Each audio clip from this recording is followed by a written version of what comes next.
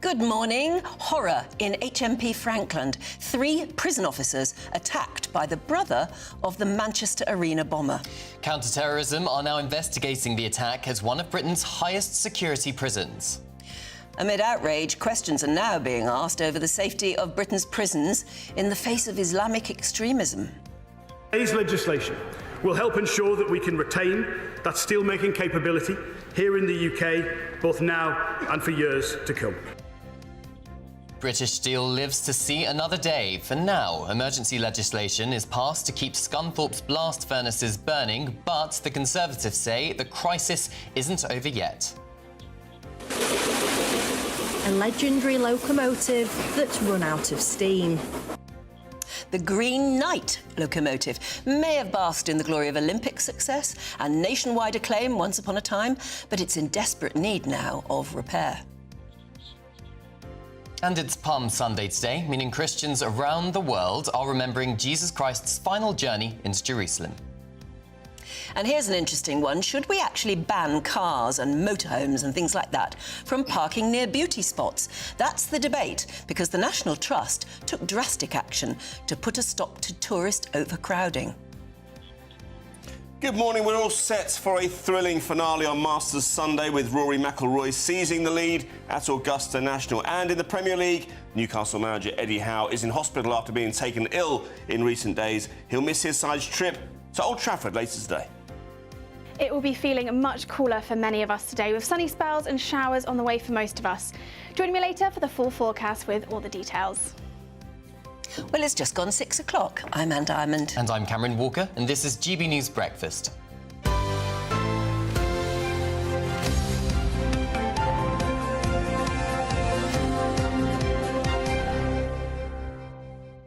And how lovely it is to see Cameron back after hobnobbing with the royals around, around Rome. What a lovely trip that was. It was beautiful. Yeah. Lots of pasta, lots of pizza. Yeah. I did do some work as well, I promise. But yes, Rome and Ravenna, and they were really well received. I couldn't believe 2 hours, 3 hours before the King and Queen were arriving at a place, there would be crowds of tourists and crowds of locals just cramming to see any glimpse of them or get a chance to meet the royal family. So, yeah, it was a really special trip. I was watching you outside the Colosseum, and that was a lovely shot as well of the King and Queen. And they were really in amongst the people, and they were really shaking everybody's hand. And, I mean, they are surprisingly touchy-feely, aren't they? They are, they certainly are. And also, they brought along the Welsh Guards to play music to accompany that particular engagement.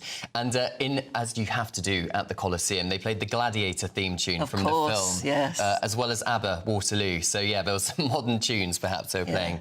And, of course, it's made the front page of the Daily Express today. I'll show you when we've got some newspapers. But it's all over the front page. Somebody asked Camilla, didn't they? Yes. Is the King going to slow down a bit? Because, you know, obviously he's been ill and he seems to be working so hard. And she said, dream on. Yeah. And those 2 words, dream on, they are absolutely big banner headline in the Express.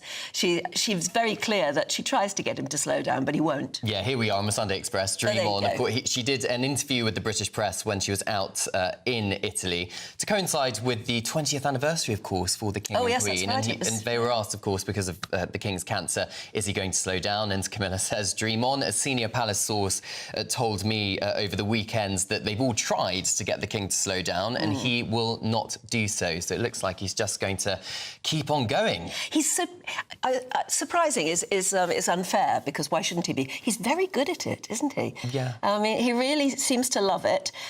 He's all smiles, and he just clearly loves meeting people. He certainly does. And speaking of 20th wedding anniversary, we've got a new married couple. Congratulations to our very own Ellie Costello, who got married yesterday. Here's the picture of her at Chelsea Town Hall, isn't it? That's absolutely beautiful. Her new husband, Gerard Sturken. So congratulations to the 2 of them. Yeah, doesn't she look wonderful?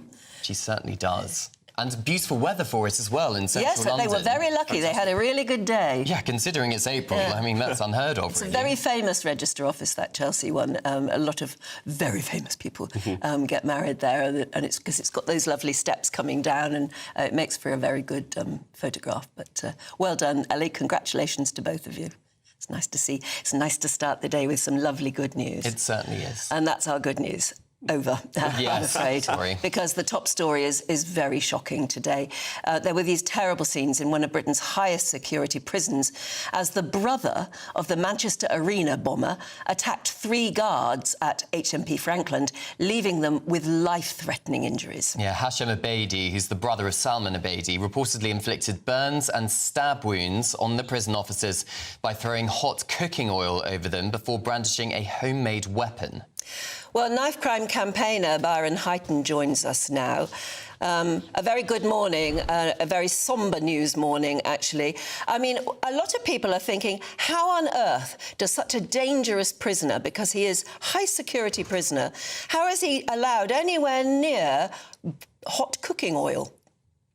You know what? Honestly, growing up for me when I was a kid we're all scared of getting old, aren't we? But then you realise getting old is a gift.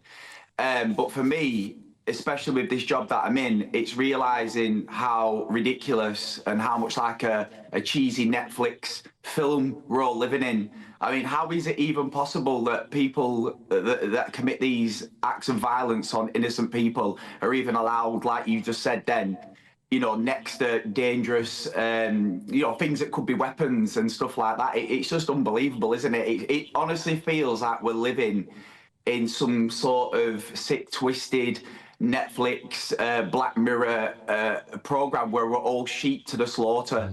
Things like this should not happen. It's just unbelievable.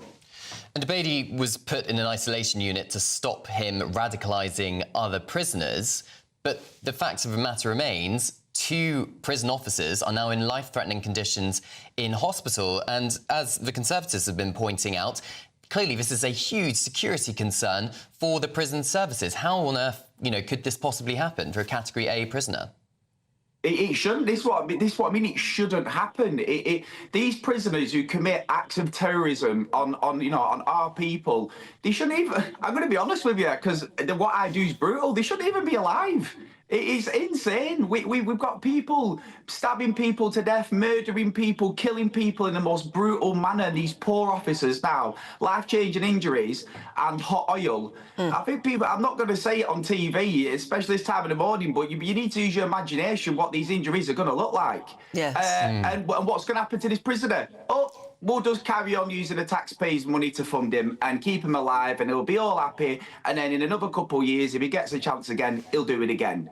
The problem seems to be that Islamic fundamentalists who are being jailed because they have done something terrible, they actually form networks inside prisons now, which means the only way to keep them secure is to keep them from each other, which is going to cost even more in terms of prison funding. It's going to be a big problem now, but it's going to get bigger, isn't it? Yeah, well, I teach in prisons, and I speak firsthand with, prison officers across the country. And this has been going on just like I've been teaching for 7 years about, it's only just come to public light now that kids as young as 10 are carrying knives. This has been happening 10 years ago, but no one listened to me. This is why I love coming on GB News, because you let me tell the truth. But the thing is, you just said then it's going to get worse, but we're already at that boiling point right now. No pun intended, we actually are. And the problem is, this is not, we're not racist, no one's racist. We're a very, very beautiful, open-armed country, and our people are amazing. But we don't need to close the borders because we're racist. We need to close the borders because we need that public money. We need that funding to build new prisons where we can segregate people. We can then offer people drug support, alcohol support with what they're going through, because we'll have the big enough facility to do that. But how are we ever going to do that when we're just pouring money down the drain when things like this are clearly happening? We're never going to have the money to fund things like this, which is public money, if we just keep wasting the money. This is the issue, and like you just said then, we're going to get to that point. We are at that point. It's exactly the same as what I said years and years and years ago, that kids as young as 10 are carrying knives, and people used to go, no, Byron, they're not. And I go, this is my job. And they are. And I go in prisons. We're already at that point where in some prisons, honestly, it is like boot camps for terrorism. And Byron, in your experience going into prisons and speaking to prison officers in particular, what's their experience day to day of working in these environments? Do they feel underfunded? Do they feel like they are overstretched because there aren't enough prison officers? What's their general morale like? You know what? I won't lie. The morale always tends to be quite good. I do think we've got some very good prison officers. We really have, male and female. In fact, some of the female ones, God, they've blown my mind with how amazing they actually are. But you know that I also know some elderly women that work in prisons. You know, like the people that bring people like me in to support them. And the fear in the face, the stories that they tell me, the abuse that they receive, it's just something you wouldn't want your mum and dad going to work every day, you know, to receive. And it's the same. It's happening in the schools as well, unfortunately. Yeah, so morale, it's not as good as we want it to be, but I can't really lie on that respect because we have got some brilliant officers. That said, though, do we need more? Yes. Do we need better training? Yes. Do they need better equipment? Yes. But where's that money going to come from yet again? If we haven't got it, we can't spend it.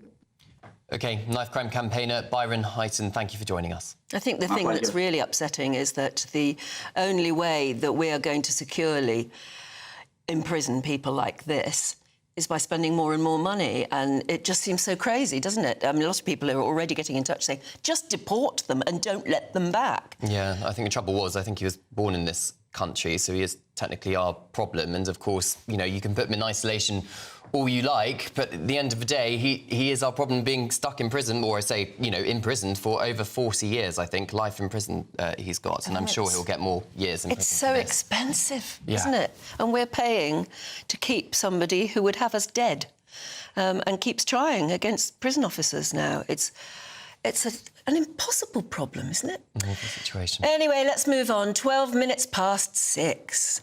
Now, in a lightning-fast 48 hours, the government is now taking control of Chinese-owned British Steel. That's a sort of weird thing to say, isn't it? It's British Steel, but it's owned by China. Anyway, they brought in emergency legislation yesterday, rushed through Parliament in a very rare Saturday sitting. Yes, and the government now stands ready to nationalise the Scunthorpe steel plant, which employs 2,700 people. The Business Secretary, Jonathan Reynolds, said the focus now is on saving jobs. Steel is fundamental to Britain's industrial strength, to our security and to our identity as a primary global power. Today's legislation will help ensure that we can retain that steelmaking capability here in the UK, both now and for years to come. For British workers' security, for British industry's future, and without hesitation in our national interest, and for the workers of British Steel and for their families, this action today is essential.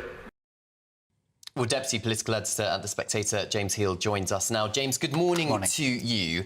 The government must have seen this coming. Yep. So why on earth did it get to the point that they had to do an emergency Saturday sitting to pass this legislation?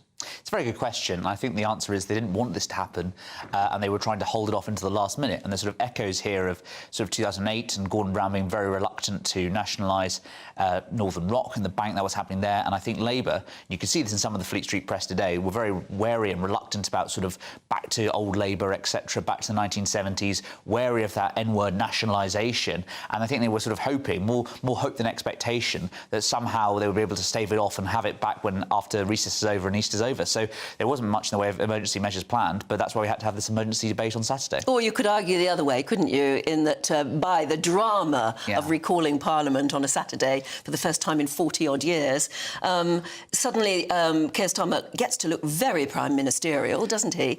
Yes. And they saved jobs and they saved British Steel. Absolutely, and I think you saw a lot of that Labour MPs queuing up yesterday on social media to post sort of signs of them saying "Save our British Steel," all sort of leaning into it, saying saying we're delighted to be here on a Saturday. You know, there's nowhere else I'd rather be. Some were even comparing it to sort of school trip, etc. So they did enjoy the theatre of it, the drama of it. And of course, while that was all going on in Parliament, also there are reports that some of the Chinese executives out of Jingyi, which is the company that owns the Scunthorpe Steelworks, turned up at 8 a.m. and there was a standoff between the steel workers and the executives, and the sort of police were called in all sorts of drama that was going on there. And of course, that was all held off up until the moment when the bill was rushed through, given royal assent, and now it's become law. And obviously, it's now in the hands of the Secretary of State. Gosh, it sounds like a Hollywood film, doesn't it? It's going to be a Netflix drama, I think. Exactly. Where was the king then when he get? Oh, he's back in the. He's at Buckle, so he's in Aberdeenshire, so that's where he gave royal assent from. Yeah. I never thought I'd see the day, James, where Nigel Farage, leader of Reform UK, and Jeremy Corbyn agree on something, and that is that British Steel should be nationalised. Yes, you're completely right. And I think the person also leading that was Richard Tice, who's been calling for this for a number of years now, and he stood up and gave a speech saying, you know, yesterday's measure didn't go far enough. We want full fat nationalisation, which this just stopped short of. But as you say, Cameron, I think that shows basically where, you know, a lot of politics is going in this country, which is that we've had sort of 35 years or so of a very sort of free trade world, of globalisation, etc. And, you know, Corbyn and Farage in different ways are very much critical of that. So I think that it's no surprise that they want to sort of bring back some of those jobs and some of those heavy industries, etc., and also take account of the new world we're in, which is that were we seriously going to be the only G7 country without virgin steel-making capacity, given that it makes, for instance, 95% of our rails? Yes, and of course Ian Duncan-Smith, former Conservative leader, pointing out in the Telegraph that we need access to virgin steel in order to make weapons, as you know, we're increasing defence spending. Absolutely, and I think he gave one of the better speeches yesterday, talking about, you know, he's a free marketeer, but this isn't a free market because you've got countries like China using slave labour and also using dumping in terms of having their own imports, which they then sort of subsidise at a huge level and makes our industry uncompetitive. So there was a lot of people on the right yesterday queuing up, as you say, Nigel Farage, Richard Tice, Ian Duncan-Smith, to make these points in the chamber. I mean, we must have known all of those facts, though, about the fact that we could possibly be the only G7 country not to be able to make virgin steel, things like that. We must have known that when we sold it to the Chinese. Well, this was the exact same point that Ian Duncan-Smith said. He said, look, my last government was wrong. You know, the Conservative government in 2020, when it was sold off to Jingyi, that made a mistake. And I think that was why, and there was no vote yesterday, because the Conservatives, their only criticism really was the timing of this. They made a pig's ear of it, etc. It wasn't about the fact that this was a necessary step they needed to take. And actually, what we actually saw was just sort of, that's why there wasn't a vote, because they were only quibbling over detail rather than the fact that this was actually a necessary step which needed to be done. Why did the previous Conservative government sell it off to a Chinese company? What was the motivation? I think partly the reason was they didn't want to have a loss maker on their books. They also wanted to get some money for it. There was also the sense of having, you know, foreign investment, etc. That will help revitalise the steelworks. And what actually come is Jingyi has sort of underwhelmed expectations, has actually been far less cooperative in terms of the government, in terms of making demands of further bailout packages, etc. And I think the world has changed as well. You know, 2020, we were coming to the end of that golden era. You'd only just sort of had, before the age of COVID, etc., there were still ministers talking about the need to work with Beijing. And I think 5 years on, we're much more savvy and aware about, you know, China's role in a lot of all this kind of stuff. Yeah, the world is very different now, isn't it? Or, conspiracy theorists might say, maybe it was in the Chinese interest to run the place into the ground. I mean, this is the model a lot of science skeptics will say, is that, you know, the Chinese will buy up the place, strip out the intellectual property, and 3 to 5 years later shut it down, and that's what's going to happen here. And then we'd have to buy steel off them. Absolutely, and this is why there was this mad rush to get Scunthorpe saved before the works, the blast furnaces got turned off. Because once they're turned off, there's a huge cost to restart them again. Hence why we saw this last-minute drama yesterday. And Chinese slab steel, definitely not as good quality as British steel. Of course not. No. British. And I suspect there's 2,700 workers who will be very glad today that their jobs are safe. Hugely Absolutely. relieved. Is this going to start a spate of renationalisation? That is a very good question, and I think what was interesting was obviously the Welsh and the Scottish MPs standing up yesterday and saying, hang on a sec, you know, in Wales they have Port Talbot, in Scotland they have Grangemouth. Are we going to now see wider intervention? So I think that this is only going to encourage those sort of calls, and I think Labour obviously has a very difficult set of elections next year in Wales and Scotland. I think Reform are going to do very well in Wales, and I think the SNP will hold on in Scotland again for 20 years. So I think that there's going to be those calls. I think there's slightly different circumstances, but I certainly think that is the direction things are going, where for 35 years or so we've had the government stepping back from industry. Right now I think there's lots of calls for it to step up, and I don't see those incentives changing anytime soon. It's fascinating times we're in, isn't it? It certainly is. It'll be interesting to see what the results are of the May elections and see how that's all working out. James, thank you very much. We'll see you a bit later on. Right, the time ticks on. It's 19 minutes past 6 already. Now, did you know it's actually 200 years since the birth of the modern railway? And what better time for Olympic torch-bearing steam engine, the Green Knights, to launch an appeal for donations to restore the locomotive? Our reporter Anna Riley brings this amazing story. A legendary locomotive that's run out of steam. The Green Knight was a railway workhorse when it was built in the 50s.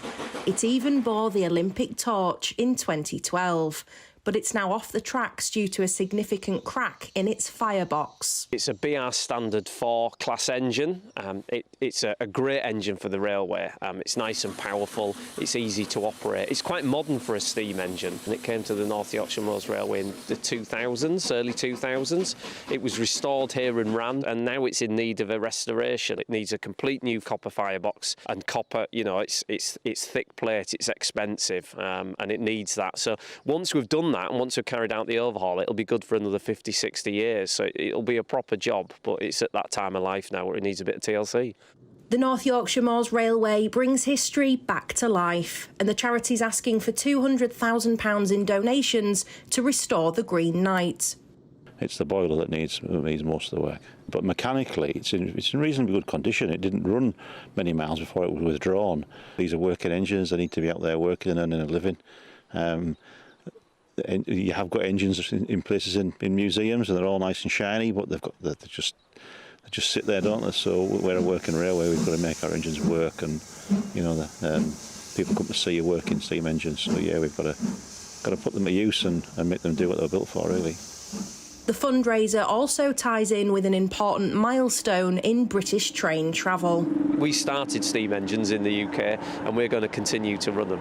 This is Railway 200 this year, 200 years of the railways, and it all started here in the North East. So we're incredibly proud of that, and we want to make sure that we continue that story on for another 200 years. I might not be here then, but you know, the team and the railway will be. And it's important that we pass on the skills and we keep these engines running. It's all part of our heritage, and we mustn't forget that. It's really important. Restoration of the Green Knight ensures future generations can experience the magic of steam travel. Anna Riley, GB News. Gosh, they don't build it like that anymore, do they? No, they really don't. It's lovely to see. I wish trains worked in this country. I mean, I was in Italy this week, as you know. We went on the train, ran on time, beautiful seats, lots of space. I was on the train yesterday, delayed, missed the connection, standing room only. Oh, dear. Nightmare. But that wonderful Italian train you were on didn't look like that, though, did it? It didn't, no. I mean, there's nothing so beautiful. I know that, you know, you have to move on and now things are diesel or whatever and electric, but the steam train has a certain magic, doesn't it? Anyway, shall we have a look at some of the other stories coming into the newsroom this morning? A major incident has been declared following a gas explosion in Worksop, in Nottinghamshire. Fire and Rescue Service has declared it is a major incident and said multiple houses in and around John Street have been evacuated. President Donald Trump has exempted smartphones, computers and other personal electronic items from the reciprocal tariffs imposed on China. It's quite a move, isn't it? Came after concerns from US tech companies that the price of gadgets could absolutely skyrocket because many of them are made in China.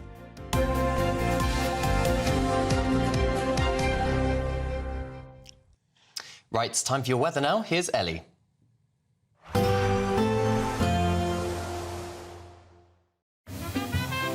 Heavy showers first thing will be followed by a warm, cosy day.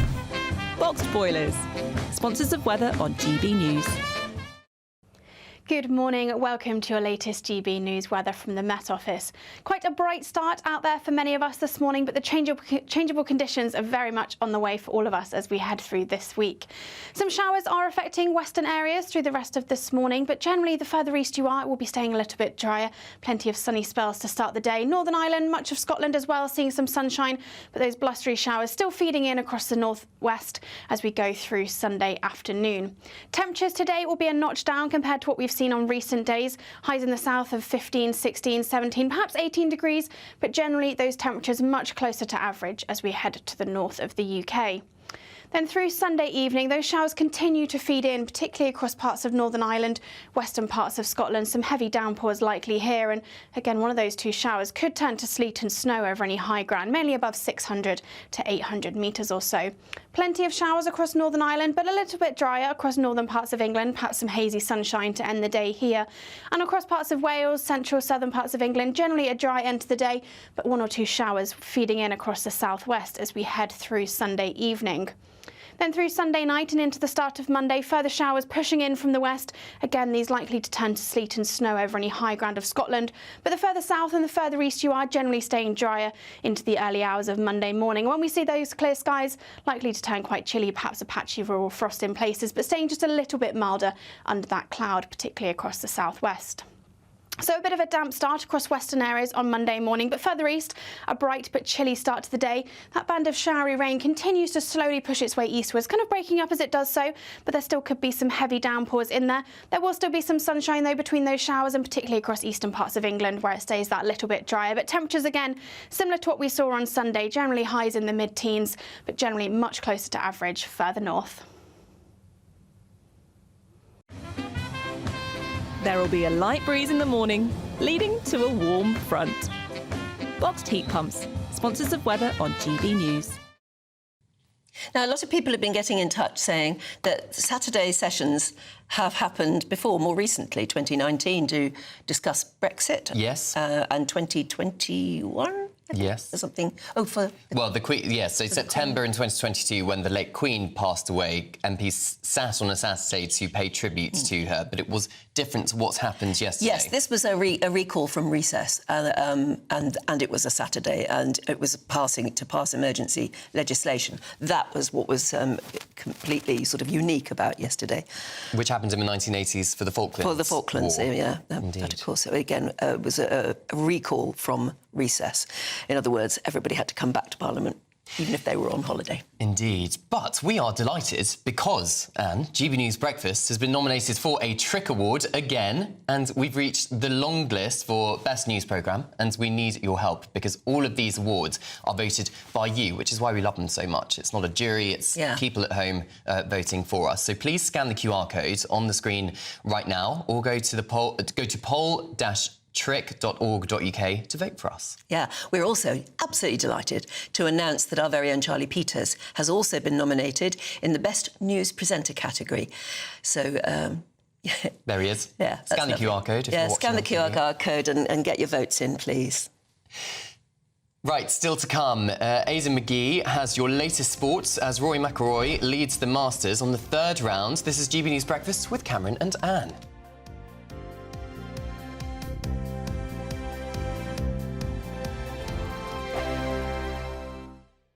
Good Afternoon Britain isn't just about us. The wonderful thing about this programme is it's about everyone watching. It's an interactive programme. Well, there absolutely is something to see here, and we're going to be talking about it more. Whether it's breaking royal news, please bring us up to date, or indeed a particularly punchy speech in the House of Commons. Very, very curious. We bring it to you live, and then we bring you live reaction as well. That's Good Afternoon Britain, weekdays from midday. Only on GB News, the People's Channel, Britain's news channel. Hi, I'm Michelle Dewberry, and my show is your opportunity to cut through all the noise and dive in headfirst to some robust debates. Ideas clash. Situation, no, isn't it? No, because the failure is you're deliberately avoiding my point. Nothing's held back. And if you think this is the end of it, wait for more. And we do not shy away from the difficult stuff. Sometimes I want to shake people and say, if only you understood. So join me on Jubes & Co weeknights at 6 p.m, only on GB News, Britain's news channel. Join me, Nana Okoye, for an informative, interactive news programme with a difference. It's fun. No, he didn't say that, Dave. I'm so surprised. I think there's an element of truth to that. Join me from 3 p.m. every weekend, only on GB News, Britain's news channel. The royal family is an enduring symbol of tradition, unity and pride for Britain. At GB News, we celebrate what makes this country great. In our new Royal Newsletter series, you can join me, Cameron Walker, for Inside the Palace, an exclusive look every week that takes you beyond the gates and brings you the very latest from those at the heart of the monarchy.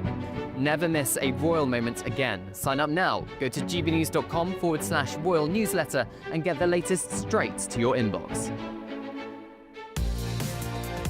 Mornings don't have to be tiresome, especially if you have the right company. Wake up to news as it happens, opinion and debate, and of course, a little bit of entertainment too. Because when the kettle's on, we're on. That's Breakfast on GB News, a show worth waking up for. Every morning from 6 a.m. Only on the People's Channel, Britain's news channel. We'll spread the news, you spread the word. If you want your news to be straight talking, this is a nightmare for the Conservatives again. down to earth, It's not just Nottingham where this is happening, is it? and most importantly, honest, Hard-working, middle-class taxpayers, they'll get the book thrown at them. then catch me, Martin Daubney, Monday to Friday, 3 till 6 p.m. on GB News, Britain's news channel. Headliners on GB News 11 p.m. every night. It's got 3 top comedians going through the next day's newspapers so you don't have to read them, which is great. That's a good point. He's lying. I mean, maybe he's not lying. That's Headliners every night from 11 p.m. and 5 a.m. as well on GB News, Britain's news channel.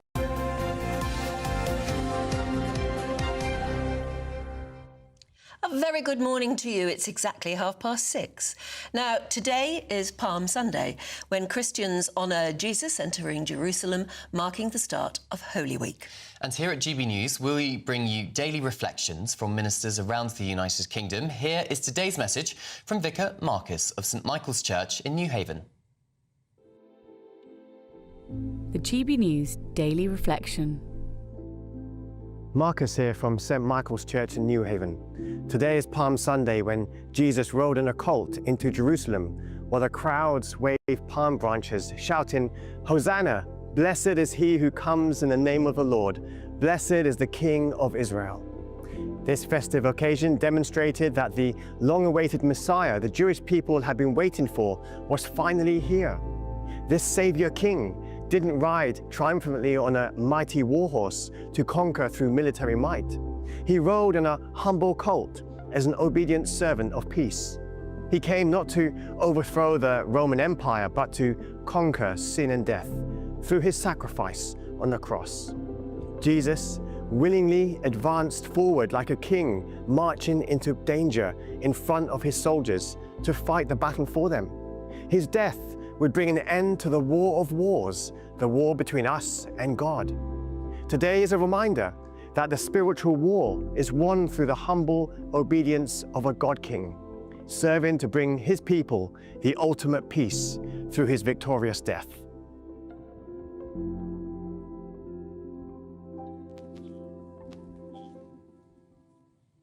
Well, for more on Palm Sunday now, we're joined by Reverend Stephen Kurt, who is a vicar. Stephen, good morning to you. What does Palm Sunday mean to you? Well, I think as the start of Holy Week, it's really important and, welcoming Jesus as King. Israel had waited a long time for a liberator, for a rescuer. The world was also waiting for a rescuer without perhaps quite realizing it. And Jesus comes into Jerusalem as a different sort of rescuer. 200 years before, the Jews had had a rescuer who rode into Jerusalem on a warhorse and cleansed the temple from what the wicked pagans had done to it. Jesus does a very different sort of rescue. He rides in not on a warhorse, but on a humble donkey. And one of his first acts is to cleanse the temple from what God's people have actually done to it. And he says, "My house shall be called a house of prayer for all nations." So Jesus comes very unexpectedly to actually reform God's people and to renew God's people so they will welcome in those from outside of God's people into his kingdom. So he comes as a king, but a dramatically different king who comes to defeat the power of evil, but with the power of love. And that's what makes Palm Sunday such an appropriate start to Holy Week. And why is it called Palm Sunday? Well, in John's Gospel, we hear that they cut down palm branches. In Matthew, Mark and Luke, we also hear that they cut down branches to wave as they welcome Jesus as King. And as I say, in John's Gospel, it particularly mentions that they were palm branches, which grew in that part of the world. And it's all part of them welcoming Jesus as King and fulfilling this prophecy that God himself would return to rescue his people that was spoken many hundreds of years ago by a prophet called Zechariah. So, an important moment for the church today. And Palm Sunday, of course, in the modern day, the message of Palm Sunday is clearly still relevant. Absolutely. We live in a world which is full of danger, full of things that people are concerned about. And the idea that a rescuer is coming, but not to not to defeat all the things that are bad in the world with sort of might and with a sort of military victory, but to defeat those things with love is a message that we can all buy into. Jesus says during Holy Week, he gives his disciples a new command that they love one another.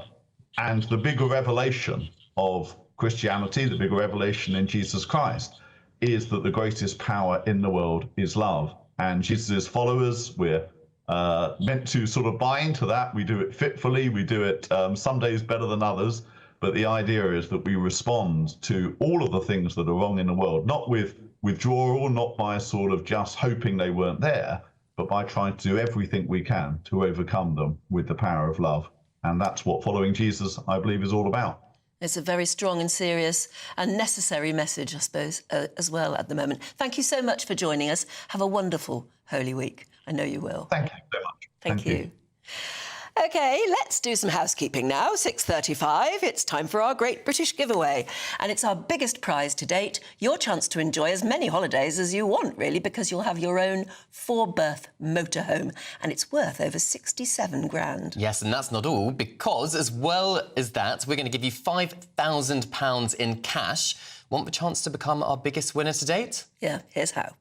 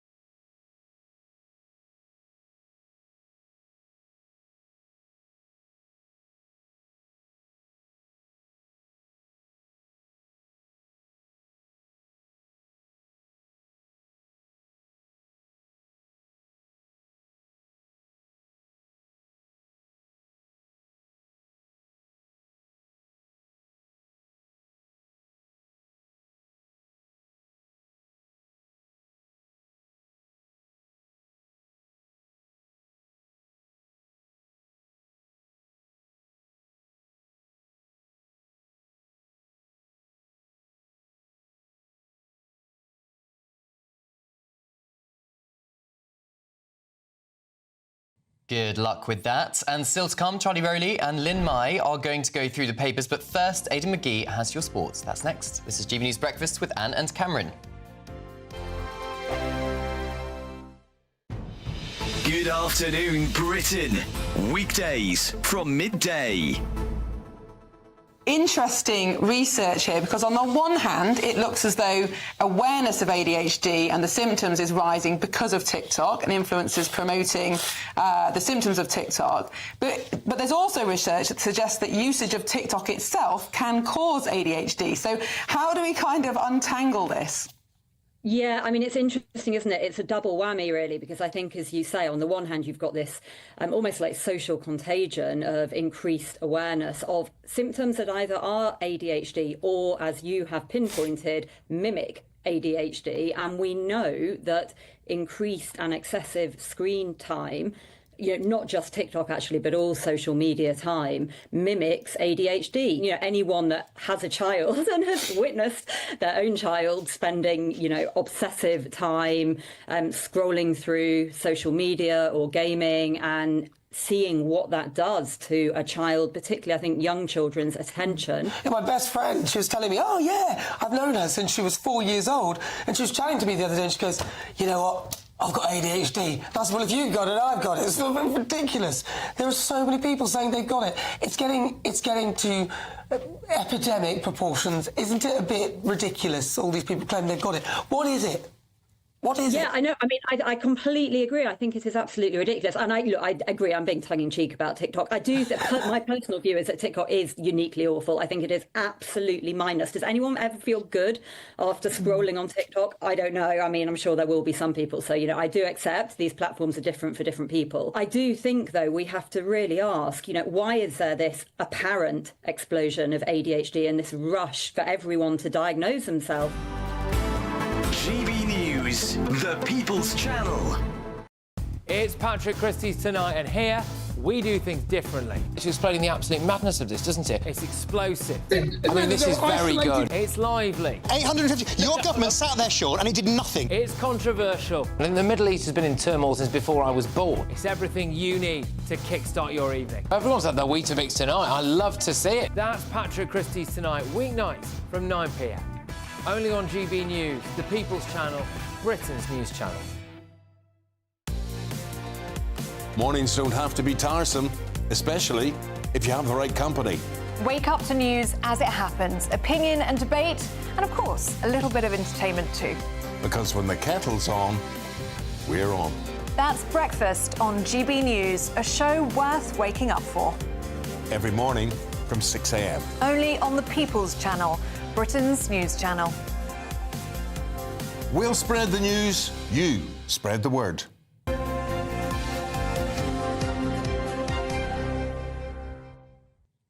Welcome back. It is 6:40 and you're watching and listening to Breakfast with Cameron and Anne. Time for the sport now. Here's Aidan. Hi. Good morning to you both. Are we starting with Rory McIlroy? How's he doing? Yeah, only one place to start, I would say. Yeah, he went round the course yesterday and 6 under. It means he's 2 shots ahead of some very heavy competition in Bryson DeChambeau going into the final Masters Sunday. Yesterday was known as moving day, Cameron. That means that in our terms we might call it just separating the wheat from the chaff. You know, those who've kind of edged ahead on the Friday go into the Saturday and they kind of find their level, if you like. Justin Rose would be a case in point. He was winning yesterday. He's now down in 7th because he really toiled through that group of holes yesterday. Now, today, listen, it becomes a psychological battle now for Rory McIlroy. We've been here before. He hasn't won a major in 11 years. If you'd said that to me, Cameron, in 2014, I'd have said that was impossible. He was going so well. He's been consistent over that time as well. I mean, we know his name so well because he's always at the top. He's always at the top, yeah. He's always in not there. At the very top. No, not for the last 11 years anyway. But the key seems to be working with this guy, a sports psychologist called Bob Rotella. And he reflects on the psychological element of it now when he spoke yesterday after his round. Let's listen to what he had to say. I think I still have to remind myself that there's a long way to go. Just like I said yesterday, 18 holes. Just as much as anyone else know what can happen on the final day here. So, I've got a lot of experience. I came in here talking about being the most complete version of myself as a golfer, and I just have to keep reminding myself of that and remind myself that no matter what situation or scenario I find myself in tomorrow, I'll be able to handle it. So that's Rory McIlroy there, clearly sounding very chipper. And that's the best I've heard him sound going into a final day for quite some years now. But I would also say that Bobby Jones, who was the guy, I found this interesting, who founded the Masters many decades ago, said the toughest distance in golf is the 5 inches between the player's ears. And that will be certainly... You can tell he's had a bit of coaching counselling. Oh, I think so. Because he uses phrases like, I'm going to be the best version of myself. I know. Only people who've been through counselling talk like that. Well, I was talking to Connor out the back there because we were putting this stuff together, and I said, that sounds like psychobabble. You hear it a lot in football because footballers are used to using sports psychologists. Still good on him. sometimes it is totally psychological. Oh, of course. And this is... Augusta National is different to the others because the reason he had a psychologist is because you have to... This course doesn't change every year. The other slams go around, or majors are rotated around different venues, so you're going to see different problems each time you go to a different course. Augusta National is the same every year, so it means he's revisiting all the points in the past, particularly in 2011 when he blew up, if you like, and when you're seeing that again and again and again, that's when the doubts creep back in, and that's why he's sought professional help, and it's working so far, and it looks to be a thrilling end tonight. Let's hope so, anyway. Well, look, we're out of time right now, but we'll talk football next time you come in. Plenty to go for, yeah, in about an hour's time. See you later. Still to come, Charlie Rowley and Lynn May are going through the papers. But first, if you're in search of a little bit of holiday sun, here's where to go.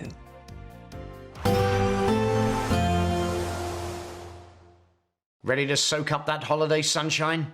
Won't we need some cover? No worries. All sorted. All Clear Travel Insurance sponsors GB News Travel Destinations Forecast. Hello there, it's an east-west split across the Mediterranean as we go through the next couple of days. Fairly settled for much of Turkey and Greece. Temperatures here climbing into the low 20s in places, but for much of Italy and southern France, actually some very unsettled weather developing. Could see some flash flooding in places. Also fairly unsettled for Spain and Portugal. Although down towards the Canaries, we should see some decent sunshine. For Tenerife, Wednesday, Thursday, we could see highs reaching 23 degrees. All Clear Travel Insurance sponsors GB News Travel Destinations forecast. Hi, I'm Michelle Dewberry, and my show is your opportunity to cut through all the noise and dive in headfirst to some robust debates. Ideas clash. Situation, no, isn't it? Because the failure is you're deliberately avoiding my point. Nothing's held back, And if you think this is the end of it, wait for more. and we do not shy away from the difficult stuff. Sometimes I want to shake people and say, if only you understood. So join me on Dubes & Co weeknights at 6 p.m. only on GB News, Britain's news channel. I'm Christopher Hope. From pop stars to politicians, I'll interview anybody in a pub who's got a political opinion. Join me every Friday on Spotify, Apple Podcasts, YouTube or gbnews.com, or wherever you get your podcasts. This is GB News, the People's Channel. The royal family is an enduring symbol of tradition, unity and pride for Britain. At GB News, we celebrate what makes this country great. In our new royal newsletter series, you can join me, Cameron Walker, for Inside the Palace, an exclusive look every week that takes you beyond the gates and brings you the very latest from those at the heart of the monarchy. Never miss a royal moment again. Sign up now. Go to gbnews.com/royal newsletter and get the latest straight to your inbox. If you want your news to be straight talking... This is the nightmare for the Conservatives again. Down to earth. It's not just Nottingham where this is happening, is it? And most importantly, honest. Hard-working, middle-class taxpayers, they'll get their book thrown at them. Then catch me, Martin Daubney, Monday to Friday, 3 till 6 p.m. on GB News, Britain's news channel. Mornings don't have to be tiresome, especially if you have the right company. Wake up to news as it happens, opinion and debate, and of course, a little bit of entertainment too. Because when the kettle's on, we're on. That's Breakfast on GB News, a show worth waking up for. Every morning from 6 a.m. Only on the People's Channel, Britain's news channel. We'll spread the news, you spread the word. Exciting news. Every Friday, my Patrick Christie's Tonight Show is going to have a twist to it. We're welcoming some special guests. You. That's right, on Fridays I'm going to be doing my show in front of a live studio audience because this show is about you and what you have to say. It's going to be the same big debates, same big topics, same big opinions, but every Friday night at 9 p.m. you are invited to come on down to Patrick Christie's Tonight to be a part of the action. Only on GB News, the People's Channel, Britain's news channel. In the GB Newsroom, we bring you the news as it happens. With our team of dedicated journalists across the UK, we're ready to keep you up to date with what's happening every half an hour, every single day. Bulletins here on GB News, the People's Channel, Britain's news channel.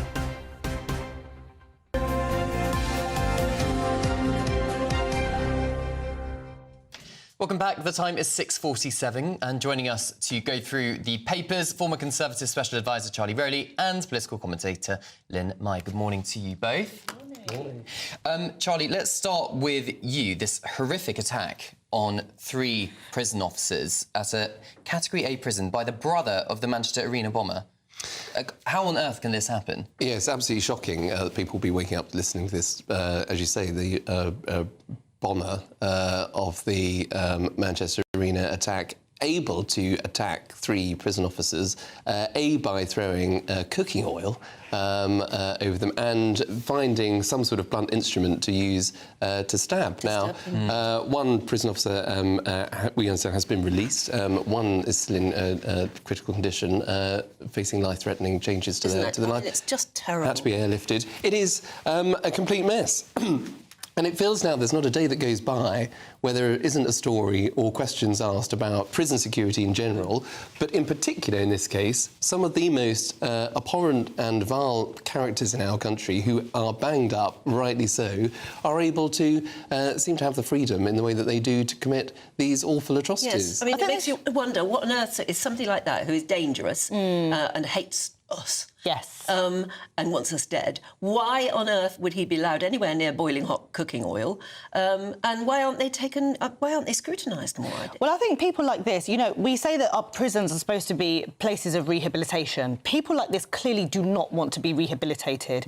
And I know this is very controversial, but for people like this, I would bring back the death penalty, because you have no desire to try and improve yourself, change or anything. And I would actually set up maybe on some sort of remote island, an AI prison, where they don't even have to be, you know, prison officers don't have to deal with these sorts, and they get their basic meal given to them, shuffled in by a robot and shuffled out. All those sorts that have no desire to change and are continuing to, you know, commit crime inside. I suppose counter-argument to that is that they would see themselves as a martyr if they were executed. Oh, yeah, and a human rights lawyer would be in there fighting for their human rights. Well, why should our taxes have to keep these people alive? You know? And like I said, these people clearly hate Britain. And for people that commit heinous crimes and have zero remorse, they should be dealt with far more harshly than people that are actually in prison. Sorry, I was going to say, Robert, go on. No. I was going to say, I mean, I can understand there might be a lot of sympathy to that argument. I mean, the counter is, I think that this chap has taken away the freedoms of innocent young people, and there'll be people like that want to do exactly the same. But I think that the rationale of prison, the question around the freedoms within prison, I think, is a legitimate one.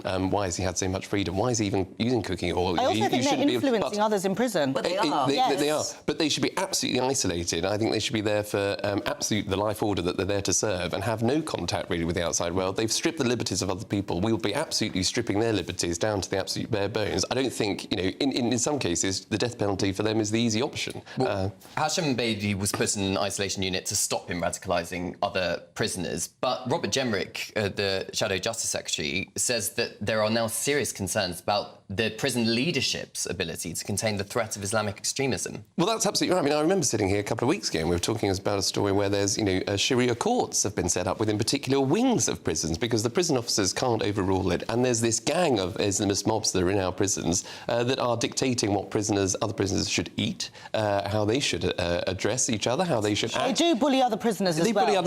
I've experienced it when I work with young people, and they're made to feel like they have to convert to being Muslim. But this is the question now of accountability. So who is running those prisons?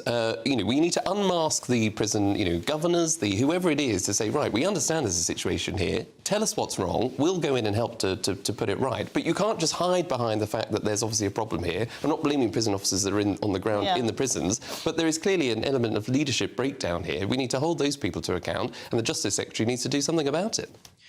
This guy clearly had access to cooking oil, which, as we know, can be lethal, and been able to not have a knife, but make a homemade weapon. So surely somebody along the chain should have spotted what he was doing. Well, he would have had to be near the kitchen, and I don't know whether he was allowed to have a job Apparently he was in a unit where he was allowed to cook for himself. No, see, why would you be able to that sounds like a for yourself? Exactly, and I do think that some of these people should have certain levels of their human rights stripped. You've done a heinous crime, it's affected many. Why should you get these, I'll go and I fancy, whatever I fancy and I'll cook it up today? No. I mean, the question will be, is the prison staffed appropriately? So, was there a lack of staff where somebody then, under pressure, said, right, OK, today you will go and cook for yourself rather than have maybe a meal brought to you? So there'll be questions around staffing, there'll be questions around security. To that incident. Absolutely. It's disgusting. They're in a terrible state, though. Our prisons are in a terrible, and so is our justice system. It's backed up. Who would you want to be a prison officer? No one wants to be a prison officer now. Yes, well, that's why we shouldn't lock people up for tweets and things like that, and actually bang up the people that need to be banged up and have them properly secured. Exactly. Lynn, you've been looking at the Mail on Sunday and the Lucy Letby case, and there seems to be yet another hole in the case against her. Well, apparently there's explosive emails that contradict prosecution claims that Lucy Letby was caught red-handed. So her barrister has essentially said that all of the babies, not just one or two, so she was, if we remember, she was convicted for killing 7 babies and attempted murder for 7 as well. And her barrister argues that, it's due to prematurity, all of them, and it's also due to poor care. But, whenever I ask this question, she actually admitted this on a post-it note. She showed guilt. She made mad ramblings on a note. I don't know whether that's an admission, is it? Well, It was quite clear on the post, like, I did this and I feel horrible about it, or, you know, obviously I'm paraphrasing, but it was quite clear. Personally, I would never, ever do that. So unless we're going to look at maybe her mental state of mind, then that's a different conversation. But I don't think anybody, if a heinous crime was committed or there were people that died, children that died, babies that died in this case, you would actually take pen to paper and write it down. I'm afraid we've run out of time, both, but you'll be back next hour. Thank you for your thoughts, Charlie Rowley and Lynn Mai. Thank you very much. Here is your weather. Expect a warm front, moving from the kitchen right through to the rest of the house. Boxed Boilers, sponsors of weather on GB News. Good morning. Welcome to your latest GB News weather from the Met Office. Quite a bright start out there for many of us this morning, but the changeable conditions are very much on the way for all of us as we head through this week. Some showers are affecting western areas through the rest of this morning, but generally the further east you are, it will be staying a little bit drier. Plenty of sunny spells to start the day. Northern Ireland, much of Scotland as well, seeing some sunshine, but those blustery showers still feeding in across the northwest as we go through Sunday afternoon. Temperatures today will be a notch down compared to what we've seen on recent days. Highs in the south of 15, 16, 17, perhaps 18 degrees, but generally those temperatures much closer to average as we head to the north of the UK.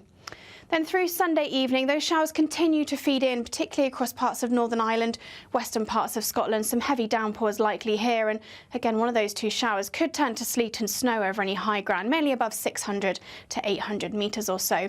Plenty of showers across Northern Ireland, but a little bit drier across northern parts of England, perhaps some hazy sunshine to end the day here. And across parts of Wales, central, southern parts of England, generally a dry end to the day, but one or two showers feeding in across the southwest as we head through Sunday evening. Then through Sunday night and into the start of Monday, further showers pushing in from the west. Again, these likely to turn to sleet and snow over any high ground of Scotland. But the further south and the further east you are, generally staying drier into the early hours of Monday morning. When we see those clear skies, likely to turn quite chilly, perhaps a patchy rural frost in places, but staying just a little bit milder under that cloud, particularly across the southwest. So a bit of a damp start across western areas on Monday morning, but further east, a bright but chilly start to the day. That band of showery rain continues to slowly push its way eastwards, kind of breaking up as it does so, but there still could be some heavy downpours in there. There will still be some sunshine, though, between those showers, and particularly across eastern parts of England, where it stays that little bit drier. But temperatures, again, similar to what we saw on Sunday, generally highs in the mid-teens, but generally much closer to average further north. A positive outlook through the night will power through to a bright day ahead. Boxed Home back.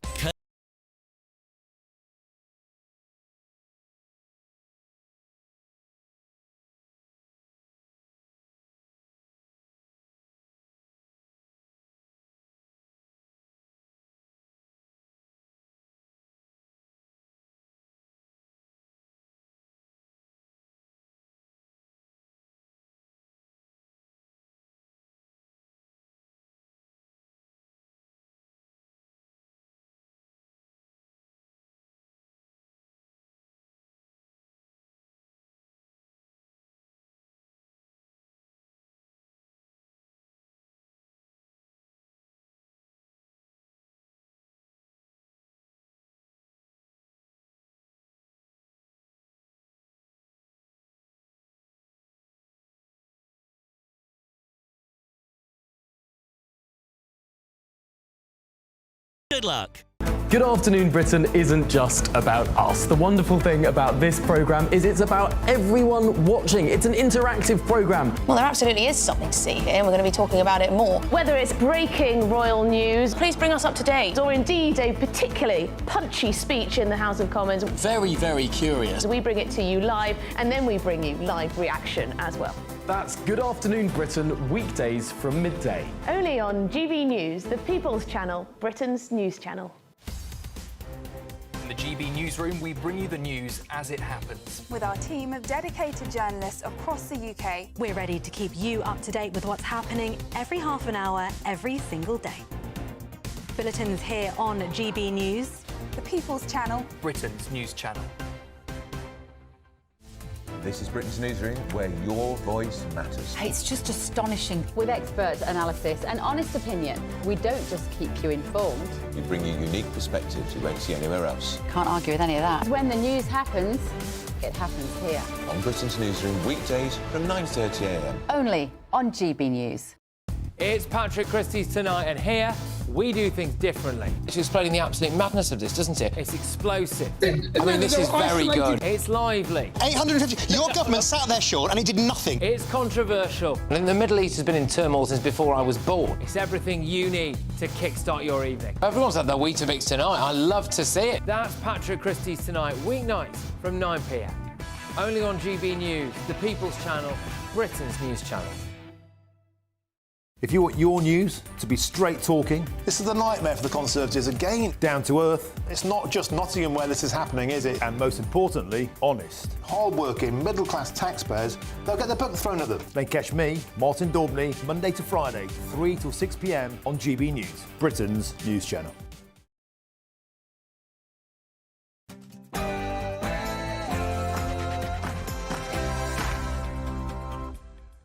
Good morning. Horror in HMP Frankland. 3 prison officers attacked by the brother of the Manchester arena bomber. Counter-terrorism are now investigating the attack at one of Britain's highest security prisons. Amid outrage, questions are now being asked about the safety of Britain's prisons in the face of Islamic extremism. Today's legislation will help ensure that we can retain that steelmaking capability here in the UK, both now and for years to come. British Steel lives to see another day. For now, emergency legislation is passed to keep Scunthorpe's blast furnaces burning, but the Conservatives say the crisis isn't over.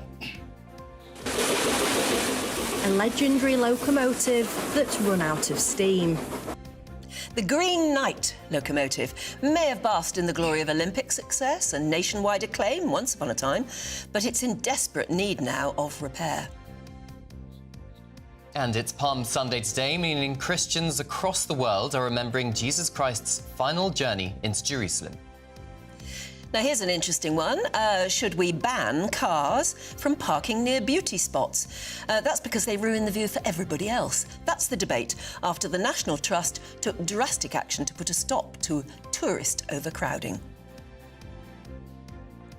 And this is something I've never seen before. Wine, but in a cardboard bottle rather than glass. And we'll be meeting the chief executive of the owner of that company to ask him what it's all about.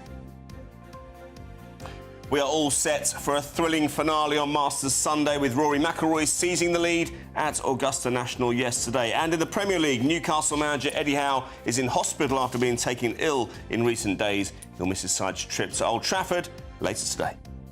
It will be feeling much cooler for many of us today, with sunny spells and showers on the way for most of us. Join me later for the full forecast with all the details. Well, it's just gone 7 o'clock. I'm Anne Diamond. And I'm Cameron Walker, and this is GB News Breakfast.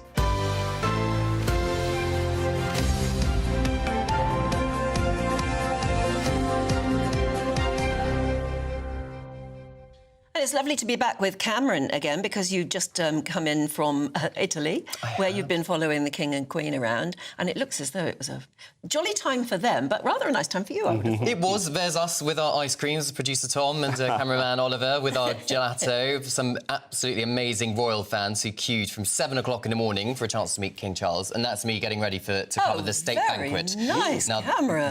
Thank you. The Coronale Palace. Obviously, we have to wear black ties to go in for the state banquet. And it's kind of horrible, because you go into this exquisite room, you see beautiful table settings and smell the most amazing Italian food, but then, of course, you can't eat it because I wasn't a guest. I was just covering the King's speech and the President's speech. Didn't bring a doggy bag or anything? No, they weren't that nice to us, I'm afraid.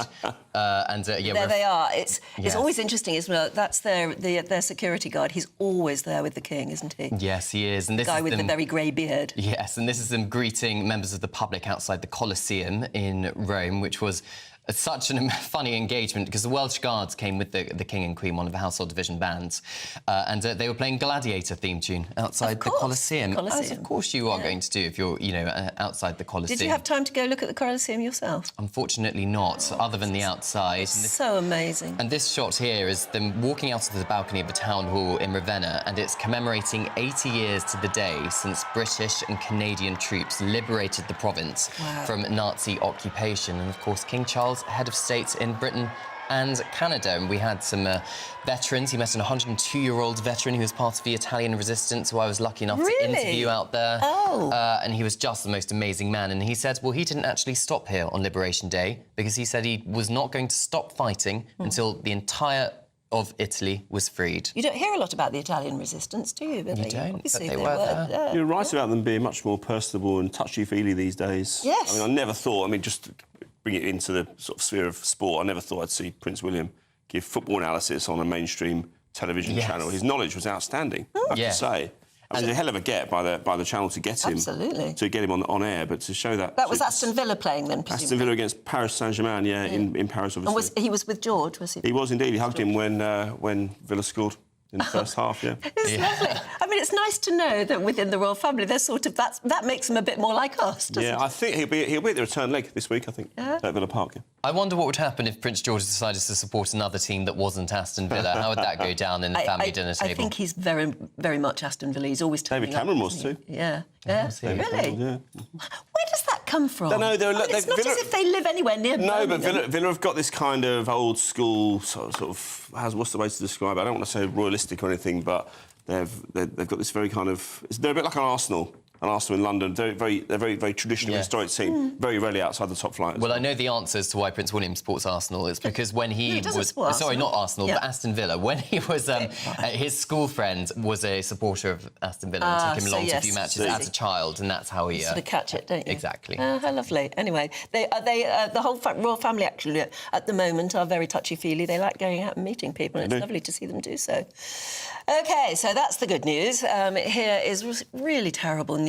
Our top story is shocking scenes at one of Britain's highest security prisons because the brother of the Manchester Arena bomber, who, by the way, is also a Manchester Arena bomber, it's not just the fact that he's linked, he's also a terrorist, attacked 3 guards at HMP Frankland, leaving them with life-threatening injuries. Yeah, Hashim Abedi, who is the brother of Salman Abedi, inflicted, reportedly, burns and stab wounds on the prison officers by throwing hot cooking oil over them before brandishing a homemade weapon.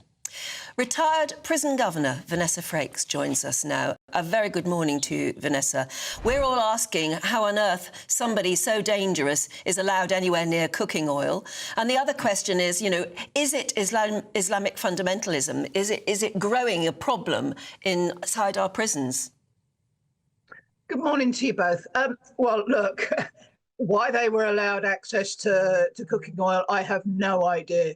I think it's about time that we started using these separation units as containment and control and not trying to appease the most very dangerous prisoners in our jails. And, this is a shocking attack on 3 prison staff.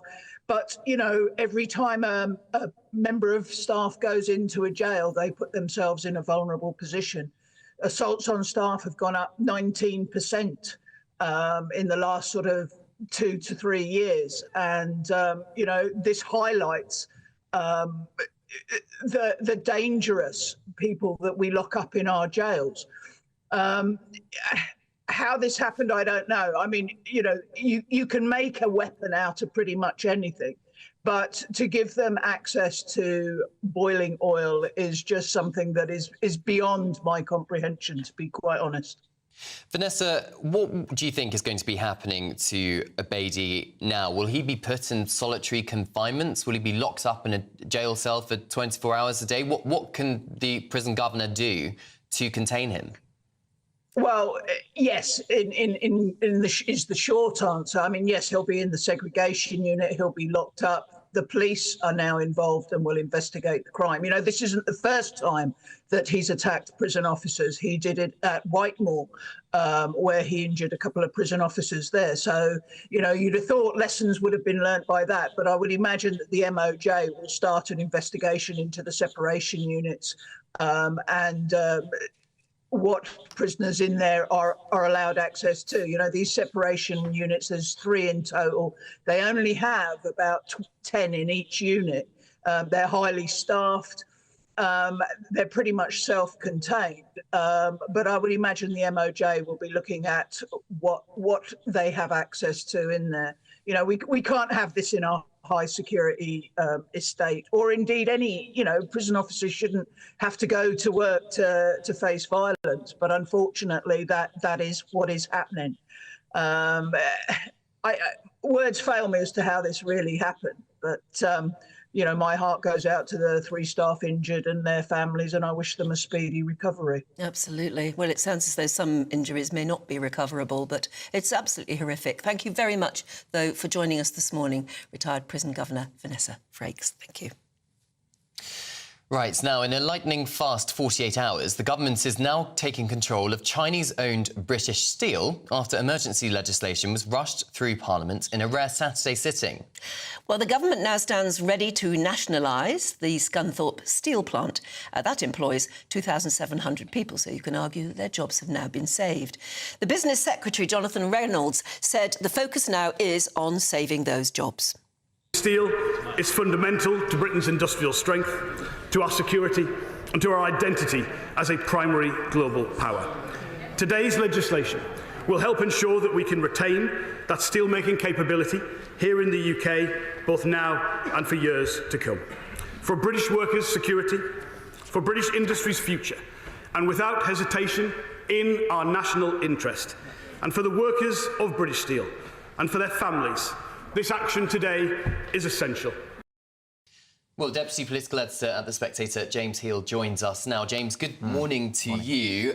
Talk about running down the clock for the British government having to do an emergency Saturday sitting for this. Yep. I mean, this was the first time that Parliament had been recalled to sit on a Saturday since the Falklands War 43 years ago. And I think that does show really how time was of the essence here. There's stories in the papers today, for instance, about potentially the Royal Navy accompanying the next shipment of sort of raw goods which will be turned into steel at Scunthorpe to keep those blast furnaces on. And this has really all been about a matter of timing, really, because I think events moved faster than ministers anticipated.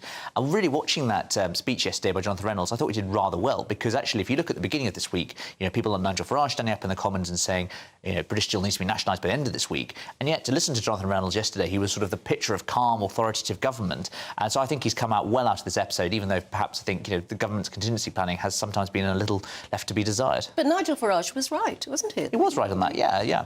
I think that, the people have been a long time worrying about British Steel. I think this is something that he and Richard Tice have led on for a number of years now. And I think clearly there's a number of governments who have had mistakes when it comes to this key steel sector.